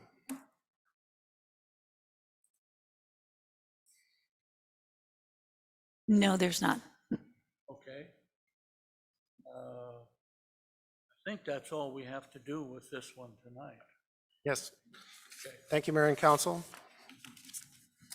That brings us to item 13, annual evaluation report on progress towards implementation of the adopted 2018 multi-jurisdictional local hazard mitigation plan. Yes. Which I think is yours again. It is mine again, and we could go fairly quick. So each year, I do want to bring to council, and I also include a brief article in the morning after about our multi-jurisdictional local hazard mitigation plan, its availability and location on our website, and encouraging residents, council, to just review it and provide comments as we look towards 2024 and the revisions. If there's anything that seems to be missing or could be made more clear or added, that you could let me know and we can work that in to the revision that's coming up in a few years. The main impetus of my presentation tonight is just to go over what we've accomplished since last year in meeting some of those those elements on the local hazard mitigation plan. And yeah, there's a lot of information here in the plan. It's basically broken up into two parts. The one part is that those portions of the mitigation items that are the town of Ross's responsibility, and then the portions that are more of a communal responsibility for all the agencies, cities, and towns of Marin County as we work together with the various fire districts and the legislation that's coming out regarding mitigation of wildfires and flooding. So just want to get right to what we did this year is two of them are flood control items. One of them is actually, it should be considered wildfire mitigation, and I'll get to that. So the first one is we did complete the installation of the flap gate on the Winship, at the outfall underneath the Winship Avenue Bridge. That outfall drains the Bolinas Avenue and the watershed above the Bolinas Avenue. What this flap gate does really quickly is it allows the Bolinas and the watershed above it to drain into the creek during a large storm a few hours before the main Corte Madera Creek watershed wave comes through under the Winship Bridge. So you've got the ability for Bolinas to drain, and then as the water rises, this flap gate closes and rises above it. That the elevation of the drain is actually same elevation as the inlets in Bolinas. So you start seeing water before you see water coming out of those inlets and flooding Bolinas Avenue. So this flap gate will actually protect those properties more as the large flood comes through in the channel. The flap gate closes, keeps Bolinas high and dry because it had already drained an hour or two prior. That's the engineering philosophy, at least. And they are a proven flood mitigation object. Next one is the completion of the draft stormwater master plans currently in review by myself, and we want to bring the draft to council here within the next couple of months. The master plan identified most of the major storm drain systems in town and did a condition assessment on them. If you have a large culvert, a lot of these older culverts are corrugated metal pipe, which corrode after 10, 15 years. A lot of these pipes are 30 or 40 years old. A couple of years back, the one under Wellington and under Prospect, it corroded out and created a huge sinkhole right in the middle of the street. So we've gone through and assessed all of these things. We're going to come up with a budget and work that into our capital improvement program. So we'll be bringing that back to council, as I mentioned. The final item is the upgrade of the Roscommon irrigation wells, which could be used for additional backup fire protection. So what we've done since 2018 is we've increased the storage of those tanks over there by 50%. They're now, it's 15,000 gallons of water in those storage tanks. And then recently, just earlier this year in April, we did a lot of work on developing and cleaning the wells in Roscommon. We have 3 wells that provide water that fill those tanks just for irrigation. And we increased the capacity of those wells by 30%. They went from a 57 gallons a minute up to almost 70 gallons a minute that'll feed those tanks. So a typical fire hose runs at about 200 gallons a minute. So with 15,000 gallons, you could actually run a fire hose for over an hour and 15 minutes at a full-blown fire hose.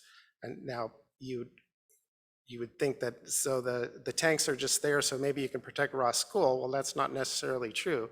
What I'd like to do is put it's called a fire department connection on the outfall of those tanks, where if needed, if for some reason the local fire hydrants have lost pressure for whatever reason, a fire truck could come up and pull, probably fill a tanker truck fairly quickly and go out and fight a fire. So I'd like to turn these irrigation tanks and the wells that feed them into a backup fire suppression device. So I've added that to something we've addressed in our local hazard mitigation plan. So these are the types of items that are covered in that plan. And again, really the main reason I also bring this back is our community rating service, which is promulgated by FEMA. Each year we have to show that we're meeting certain, especially flood mitigation milestones in order to maintain our CRS rating. That's what really gets me motivated to bring this back to council. But it is an important piece of policy that I encourage everybody to look at. So that concludes my report tonight. That sounds like a good forward thinking. Does any other, yes? Does Ross Valley Fire Department say that they think that is a good thing to turn the wells into a backup fire protection? So I haven't opened the discussion with them yet. This kind of dawned on me as I was developing this report a few months back, or a few weeks back, that we could turn this into a backup fire. So I would open the discussion with Ross Valley Fire. What sort of fire department connection would you like to see on this, and is it actually something you want to use? So that conversation hasn't happened yet, but I would think they'd be amenable to that. I mean, it would also be nice to know what the cost of that might be. Do you have any idea what it's going to cost? To retrofit a fire department connection in there is not going to be more than like a couple $1,000s, maybe $1,500. Just a plumber can purchase those things from a plumbing distribution store and install it. It's pretty basic. Be a valve underground, but a control above ground? Yes, where you could switch from irrigation to fire suppression. Yeah, a manual valve. Anyone else have any comments about this item? Is there any public comment regarding this item? No, there is not. Okay, we need action on this one. No, it's just a presentation of the report. Okay, then that brings us to the next item, which is 15, the housing element update. Rebecca? We're actually on item 14, Pardon me? the SB9 ordinance, Oh, yeah. unless you wanted to skip this and end early. It's one we'd all like to ignore, maybe. Anyway, so we'll do with 14. That does require action and ordinance. And Rebecca, that's your report? Yes, it is.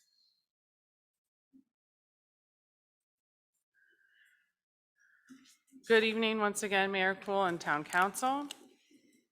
On September 16th, 2021, California Governor Gavin Newsom signed SB 9 into law.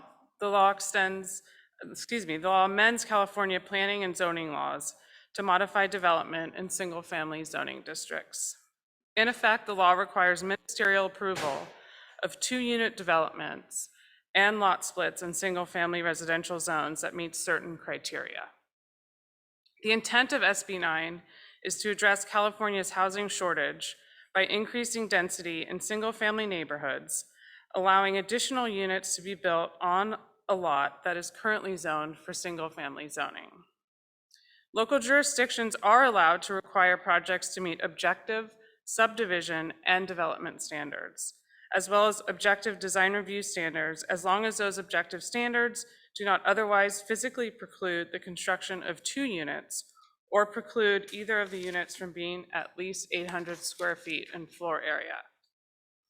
At the December 9th, 2021 meeting, the Town Council adopted Resolution Number 2229, implementing SB 9, and directed staff to return to Town Council at a future date that addresses, that creates an ordinance to address SB 9. Tonight, the ordinance before you amends Title 17 of the Municipal Code and Title 18 pertaining to housing standards to allow for ministerial processing of SB 9 applications. In this case, clarity and certainty are particularly important because the ministerial process required by SB 9 is implemented entirely by town staff without any public notice, public hearings to review or assist in the approval process of development. Under SB 9, local agencies must ministerially approve certain subdivisions of one lot in a single-family zone into 2 lots with no discretionary review or hearing, and only objective design and standards can be applied.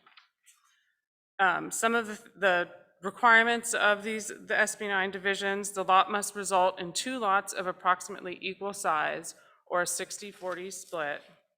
Each new lot must be at least 1,200 square feet, and the resulting lots shall be for residential purposes. Similarly, a jurisdiction must approve ministerially certain qualifying 2-unit housing developments in a single-family zone. The ordinance for 2-unit developments adheres to state requirements, and some of the objective standards before you tonight include: the colors and materials of the dwelling unit shall match the primary unit. Lighting shall be shielded, downlit, and/or directed such that it does not produce glare visible from off-site or illuminate adjacent nearby properties. Each residential unit shall have a permanent full kitchen with sink, refrigerator, stove, oven. Only 1 kitchen is allowed per residential unit, and no windows facing the rear and side property lines are allowed when located less than 6 feet from the rear or side property line. Here are some, I'm going to provide you now with some scenarios under SB 9, what they can potentially look like. Here's just a lot split with a 60-40 split on one single family zoned parcel. Here is a lot split of an existing home and a new home, and you'll notice that that new home in blue in the back has 4-foot side and rear yard setbacks. This third scenario under SB 9 would allow for a lot split and the ability to construct a new home with 4-foot side and rear yard setbacks and a new ADU at 800 square feet.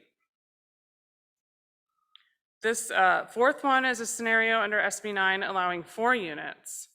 And it's under SB 9 and our ADU ordinance, which would allow for 3 units as under our ADU laws, and a residence can have an ADU and JADU. So if you see this one lot on the right here, you can see the cursor has a single family home, junior ADU, ADU, that's under our ADU code.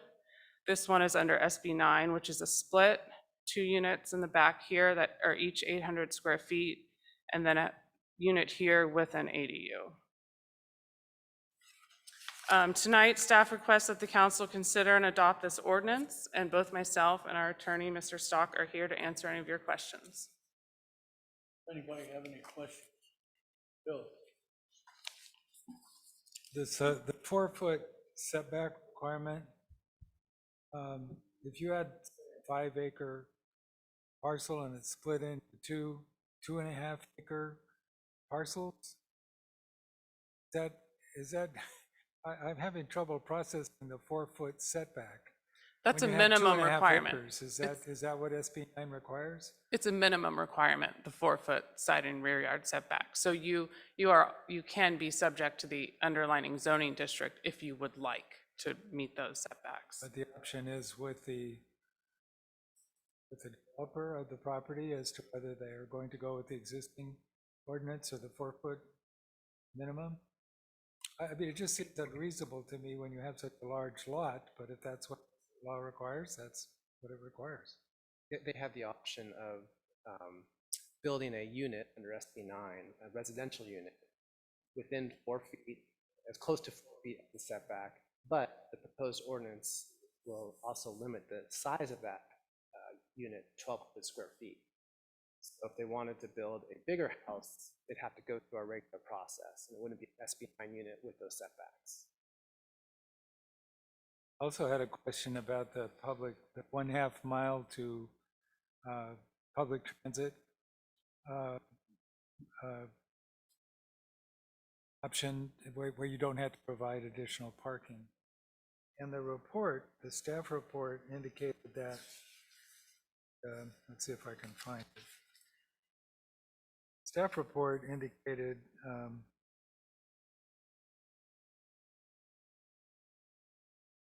1/2 mile walking distance to a high-quality transit corridor or a major transit stop. The proposed ordinance, though, just refers to 1/2 mile distance to public transit. Should we perhaps in our ordinance be a little more specific about what is a major transit stop or corridor? Is this defined in the state law? It is defined in the state law, so if, I'm trying to find in our draft ordinance where it says that, but if we just said what you just said, we should change that to be consistent with SB 9. SB 9 says a parcel is located within 1/2 mile walking distance of either high-quality transit corridor as defined in subdivision B of section 21155 of the Public Resources Code, or a major traffic stop as defined in section 21064.3 of the Public Resources Code. So we'll track that language in our ordinance. Okay, I mean, it may be that the bus that goes along Sir Francis Drake qualifies for most houses in Ross anyway, but yeah, if we could be more specific.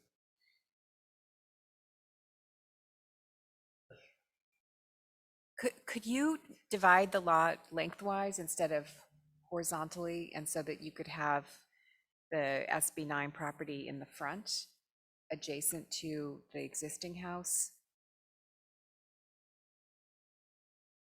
That's what I'm If you saying. have a square lot and you divide it down the middle. Yep. Could you do that? Is that the first part of the Yeah, question? yeah. Yes, as long as, I believe, and Ben, correct me if I'm wrong, there's access to a road, as well as you get that 60-40 split. And then what would the front yard setback be for that new SB 9 1,200 square foot home? That would be the underlining zoning district's front yard setback. Okay, thank you.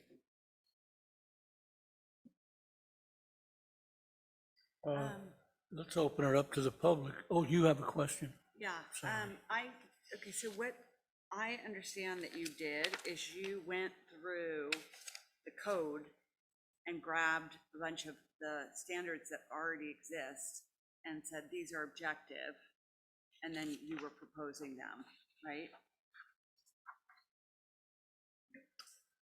I actually looked at what other jurisdictions did for their SB 9 ordinance. I didn't look specifically into our municipal code to grab the development standards. Because I was thinking that what would be not a bad way of going about it, and I guess if we wanted to pass it sooner than later, we could amend it, but is pulling objective design standards from our code section presently. And I know Sausalito did it that way. They like literally went through their code and were like 10.04.35 is one. And then they said, we incorporate all of these ones. And so some of them include like random things like that jurisdiction, if you have an easement for a driveway, that doesn't count as net cost. So various things like that. I wonder if just to make it as consistent as possible and apply as many standards as possible, we don't want to do that. We have in the draft ordinance before you, each section, one with the lot split and one with the 2-unit split, we do incorporate all of our other standards that are objective in our code. But we don't list them. We don't list them, no, 'cause, I mean, That's okay? I would prefer it this way in case we change our underlying code, then we wouldn't have to amend this as well. I mean, that's how I've done it with other jurisdictions. You could list them if you want, provide, more notice, but what I'm envisioning is staff will create some sort of checklist, master list, so we know what those objective standards are. But put it in this code, but you're kind of having to amend stuff. Okay, and then I had another question. So one of the other things that I raised with you, Ben, is just, even though it's ministerial approval, there's nothing prohibitive of SB 9 that limits you, I think, from giving notice to residents that an application has been lodged and or even requiring story polls, which are a great form of notice for neighbors. So my thought was that we should consider applying that as a requirement, because at a minimum, like I'm got one professionally I'm disputing in Sausalito that city staff said, sure, and it doesn't meet the requirements. So if somebody got something and, they did hire a lawyer rather than now you have to sue to reverse it, or the city has to revoke a permit it already issued. You at least give people an opportunity to have a second set of eyes in it. And then it's, you know, it's at least a transparency and a fairness and that kind of thing. So that was gonna be my suggestion, is that we don't waive notice and story polls. We can certainly have that discussion. Are you thinking of noticing prior to approval, after approval? How, I mean, just sort of how would you, and would it be like a courtesy notice? I'm not sure if we've done that in the past here, but. Right, because normally you send the notice once it's right for prime time. And by the time you decide that the application is quote complete, it can be decided, you might be 20 days in on a 50-day burn time, right? Yeah. That's a concern. Yeah, so we have So- 50 days for the split and 60 days for the 2-unit development. Well, at a minimum, we could require the story polls to go up at the time of the application, and then we get the notice out as quickly as possible. I mean, at least it's something, because I think people are gonna be really upset if things go in without any kind of notice, especially because it can go 4 feet from the property line. But we're allowed to require story polls in an SB9 split? For the development phase, I mean, maybe the split part you don't, because you can split you can put an SB9 lot split, and then you can come back after you get it and put the home in. Yes. I think that you do the home, Mono.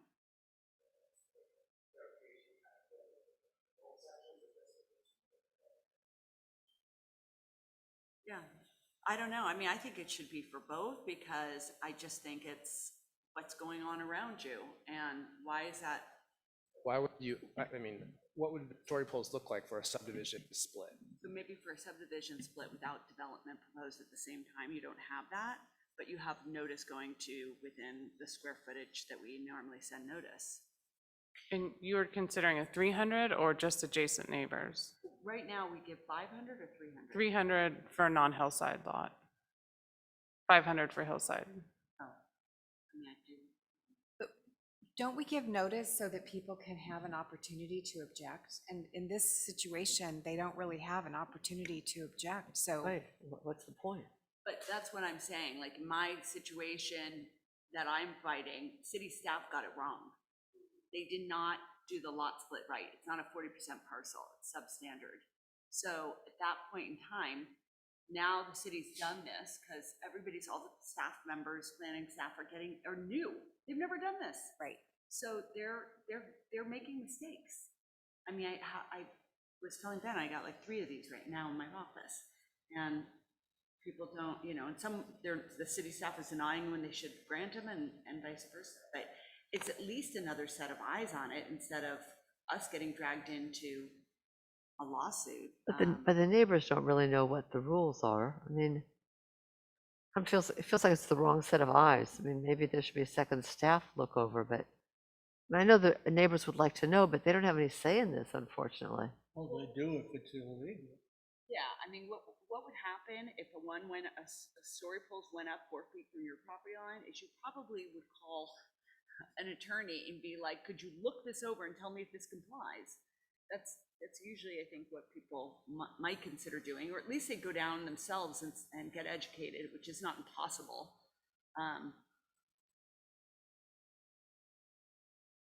Why not provide the notice? We're not prohibited. The only other thing I was going to ask about is the windows you have in there.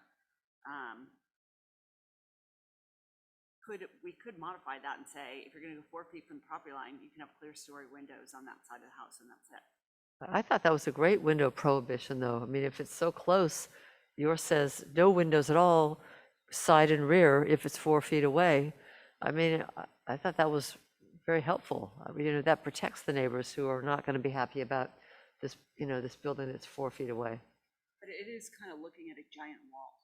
You know, at that point in time, you start feeling like you're next to Amazon warehouse. But you could put shrubbery up, but that's still better than having a window with your neighbors looking at you 4 feet away, I think. I mean, I thought the window the window rule was good.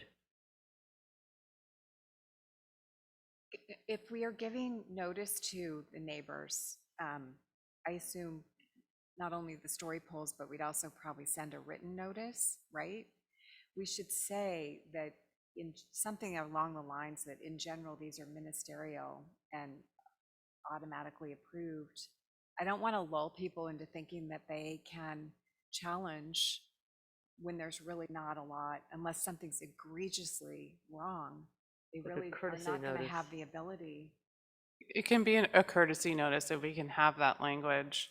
Okay, great. I know that 300, 500 are large, it's a large distance. I don't know if you want to consider adjacent properties, considering there is no, besides having the second set of eyes, there is no appeal period. There's nothing that a neighbor can do. So, I think that's a very large area to be noticing. So you're saying just the adjacent neighbors? I would suggest That's that, not- yeah. That's reasonable.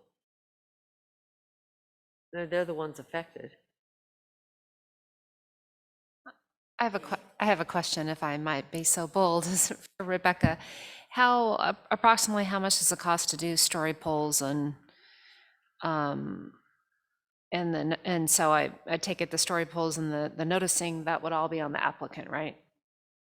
Yes, it would. Well, the noticing, yes, we have a noticing fee charge. Mhm. I've heard story polls are upwards of $20,000 to $70,000, depending on, yeah, the scope of work. Yeah, I got some up on my building in San Selmo for like less than $2,000. I've heard, people complain. I've heard it many times that story polls are really expensive, especially for new houses. I don't know if you walk past DeWitt and Shady, I'm sure those story polls are extensive and probably cost a lot. And then the applicant has to submit a story poll plan, right? That gets to make sure that the story polls are conform with the plan that's been submitted. Yeah, and Isn't that what usually oftentimes- happens? Because yeah. that was a concern that the Mayor Pro Tem had about another item with it. The And story polls didn't conform with what was. And then paying for an engineer to certify them, should we go down that road as well? This is all something we need to consider when we are considering requiring story polls. And I'll just say, when I thought about the story polls and the notice, you start making this into at least the expectation of a discretionary process. I think the notice, the only concern I may have is that HCD might look at this as, what's the purpose of these two things? I think the notice wouldn't raise as much alarm bells, but I would have concerns about the story polls as it relates to, on top of the notice, as trying to create some sort of forum. Yeah. Like it's blocking it. Do we know whether there's any other entity that is doing things like this? I know for the cities we represent, we don't have anyone doing it. I did a little poll within my office to see if any other cities have a notification procedure. I certainly don't think anyone has a story poll requirement. I could be wrong, but I'm not aware of anyone having that. I agree with you that I can see an argument that that's contrary to the purpose of SB 9 and therefore not legal to do.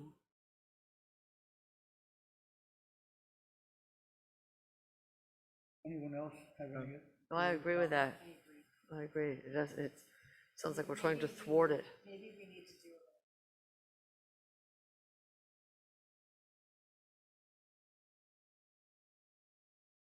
What's the research going to be?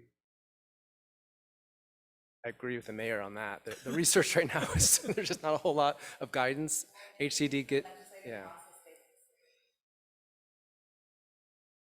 Yeah, no, we've looked at the HCD guidance documents. We did do a legislative research for another client on what constitutes objective standards, and there's just so little.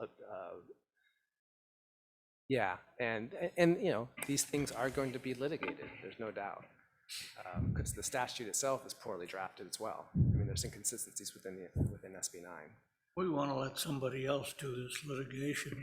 Yes. Yeah. Well, I was going to say just so you know, the SB 9 ordinance now poorly it's written. It says that you can have a property that is 4 feet from the front, from the rear and side setbacks. No mention of the front. So then the question is, since it's silent, we might as well not allow a building to be built within 4 feet of a front property line. So I'm assuming that's how we're doing it, and we're gonna hold our setback on the front to the standard.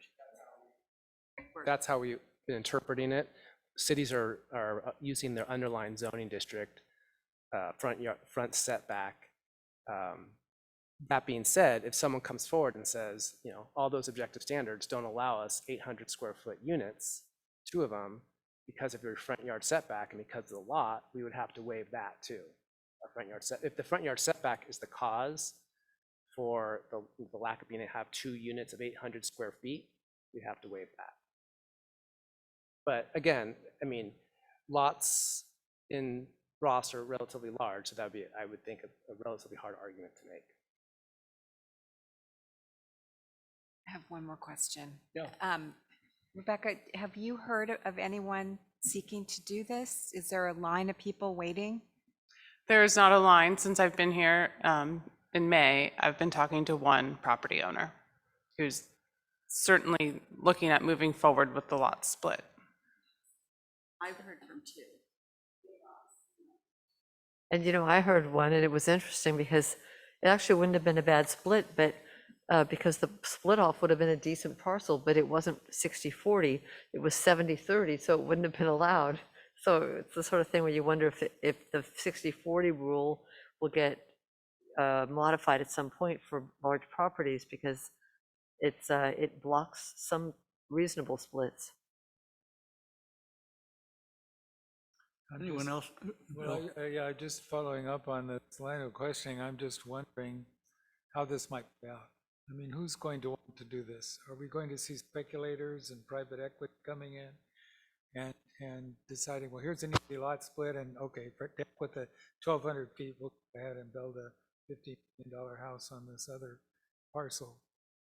Or are we just talking about owners who have excess property and maybe it's an economic benefit? Do we, any feedback, other jurisdictions I'll tell here? you, I know something about that.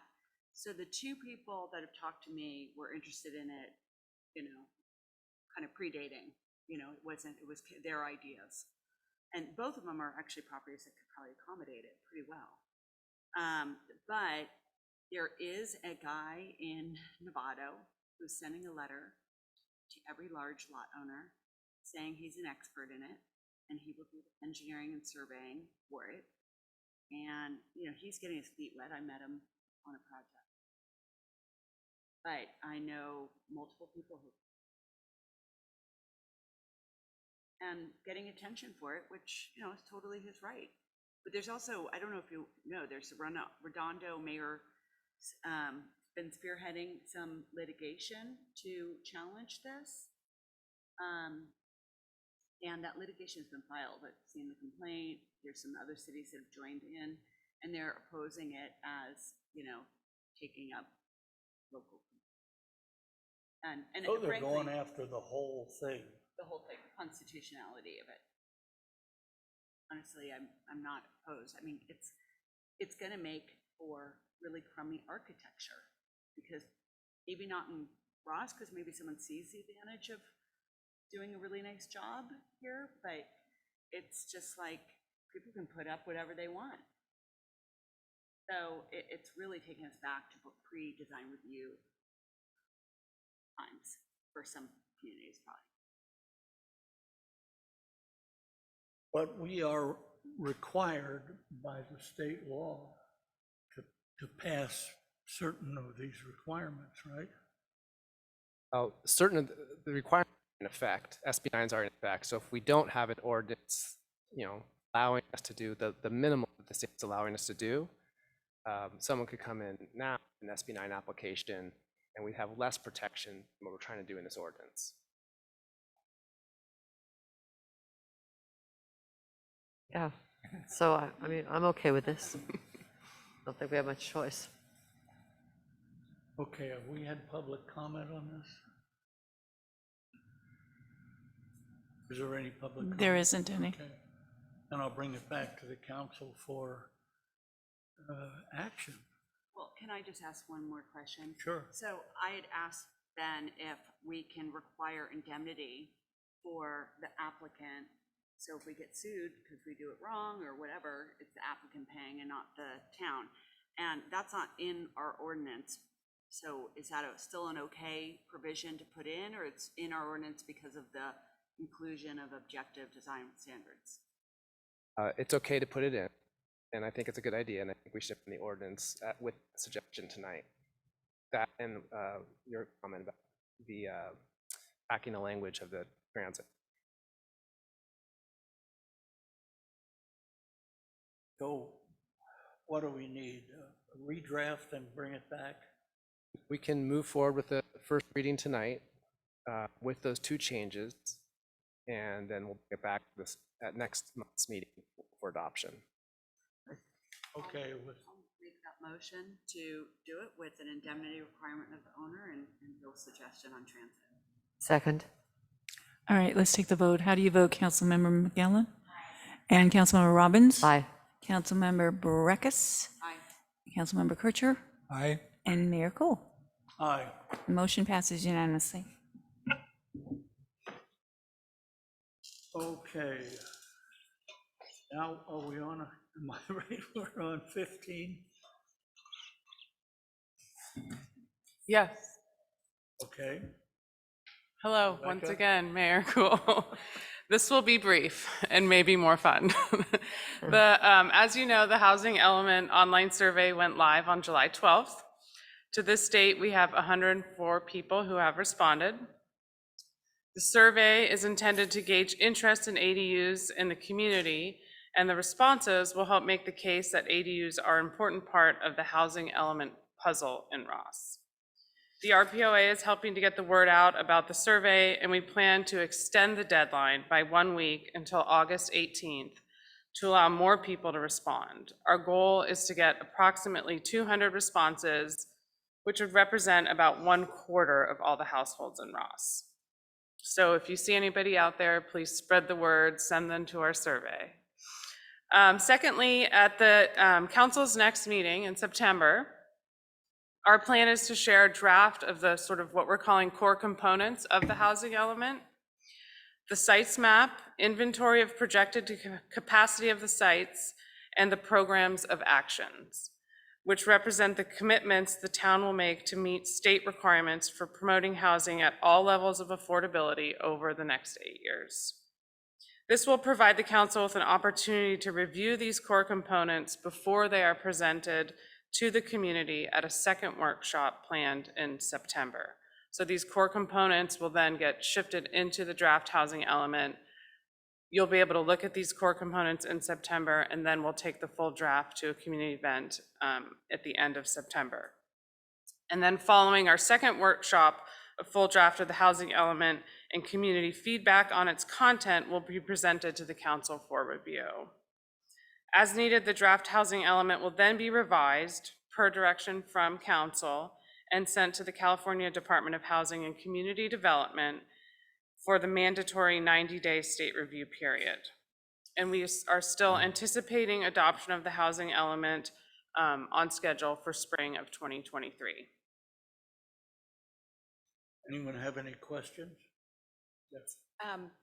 Are we also doing the environmental impact or the environmental review? It's happening concurrently.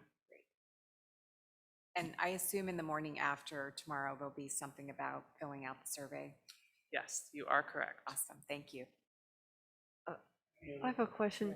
You know, we get emails from people talking about lawsuits against this whole process. Is that something that we should consider participating in or looking into? I'm going to ask Ben to reply to that, please. Ben?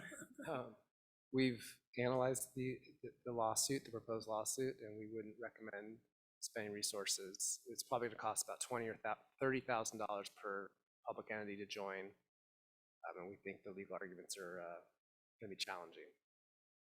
Okay. Any other questions? Any public want to comment on this item? No. Okay, I'll bring it back for discussion and action. It's just a report. I was just reporting on the housing element. I don't think there. Oh, okay, there's no action needed.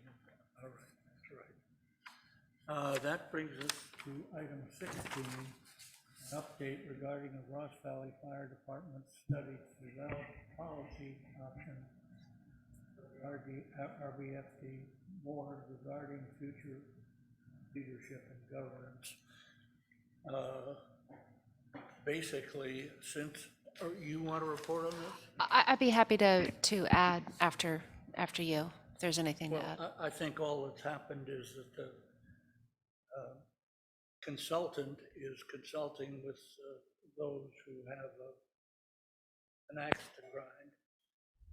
That process is going on.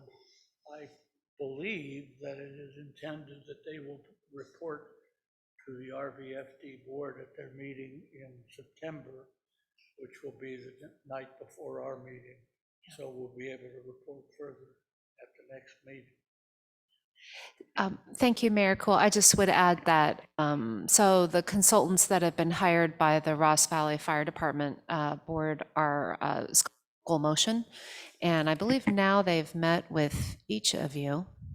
Thank you very much. We got in there first because they're also meeting with all the council members in Fairfax and San Anselmo and the representatives from this Sleepy Hollow area. They've also met with the Ross Valley Fire Department bargaining groups. They've met with each town manager individually, and they've met with our management group as a whole. So they've been doing a lot of getting input, and at the same time putting effort into starting to write up the various options, et cetera. So thank you. I believe that brings us to the end of the administrative agenda, and we move now to our two sets of no action items. First of all, is there any council correspondence which somebody wants to report on? Yes. There's a neighbor of mine who is very elderly, who contacted me, and she's been working with Rich as well. PG&E took down a bunch of trees on her property and left huge tree trunks. They just left them there. And apparently, according to Rich, they had her sign an agreement that basically says, we aren't responsible for removing these huge tree trunks. She doesn't know that yet. Rich is gonna tell her that on Monday. Thank you, Rich. But my point is, I think maybe we need to have something in the morning after warning people to be really careful to sign things when PG&E is, running around offering to trim trees, because there are caveats and downsides to allowing them to do that. So maybe we need to do something to communicate to others about that. They were trimmed because of like Power lines, wires? yeah. Power lines. I see, uh-huh. so they have the right to cut the tree down because it's their power line, but they don't have to cut anything more than what they need. I don't know what their right is, but they got her to sign an agreement saying that they don't have to take away these huge tree trunks. And I don't know if that's, she agreed to it. She's like 95 years old. I'm sure she didn't read it. It's Yeah. a very onerous bargaining situation.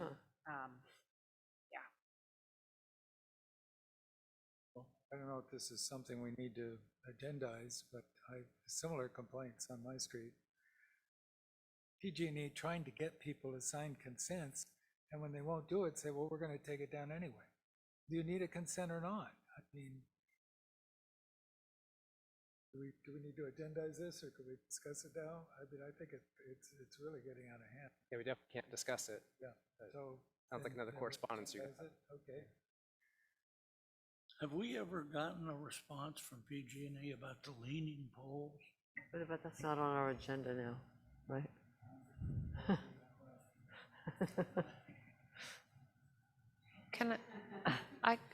Can I ask that question? You can ask, we can't discuss. You can, did we get a response to that letter from? We have not received a formal response. However, I know that they are working on it. They have asked our Public Works Director for additional information, and they are putting it together.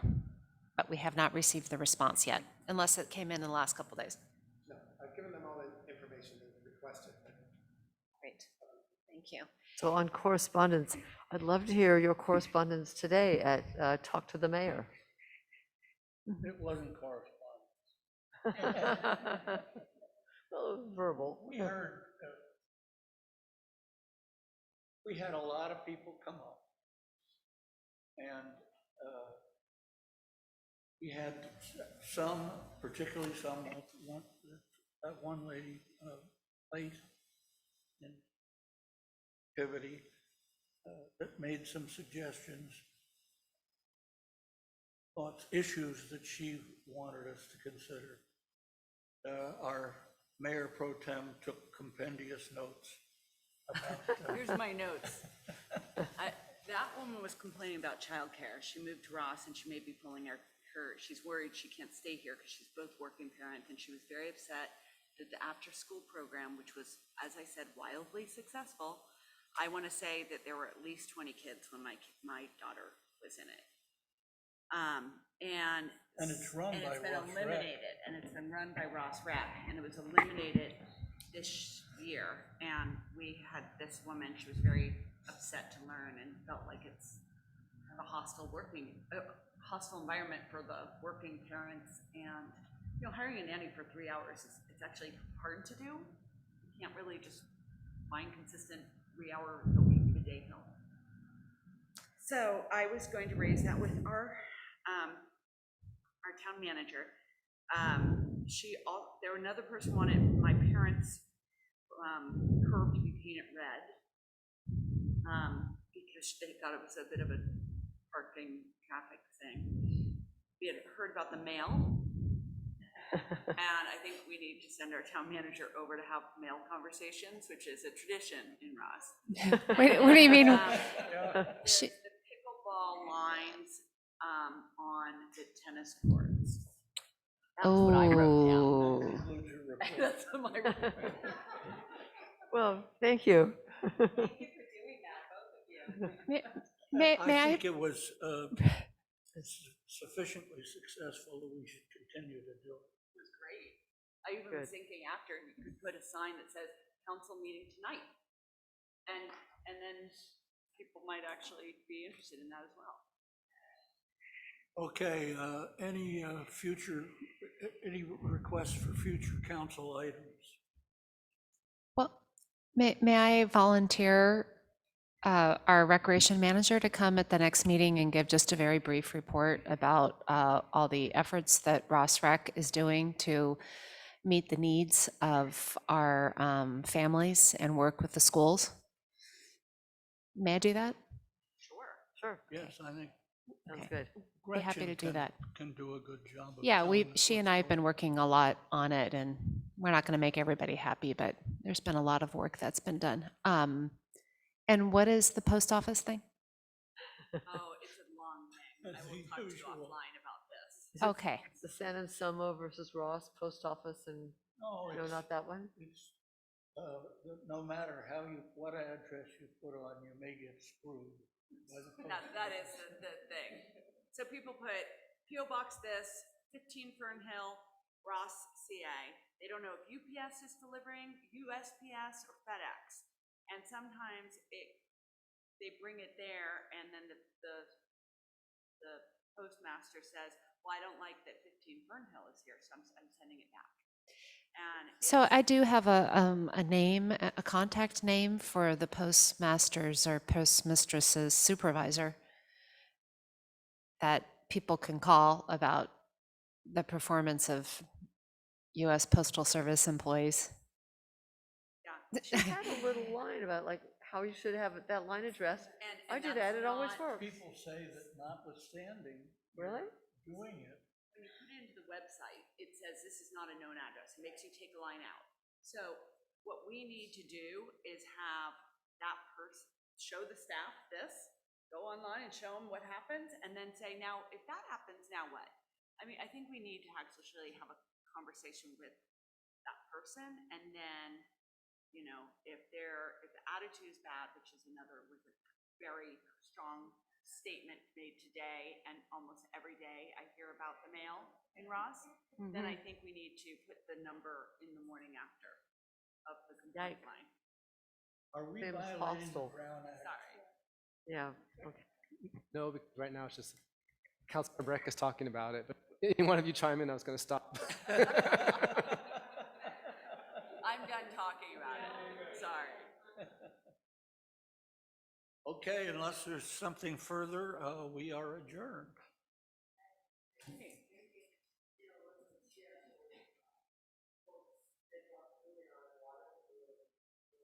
Yeah, I remember that. That's very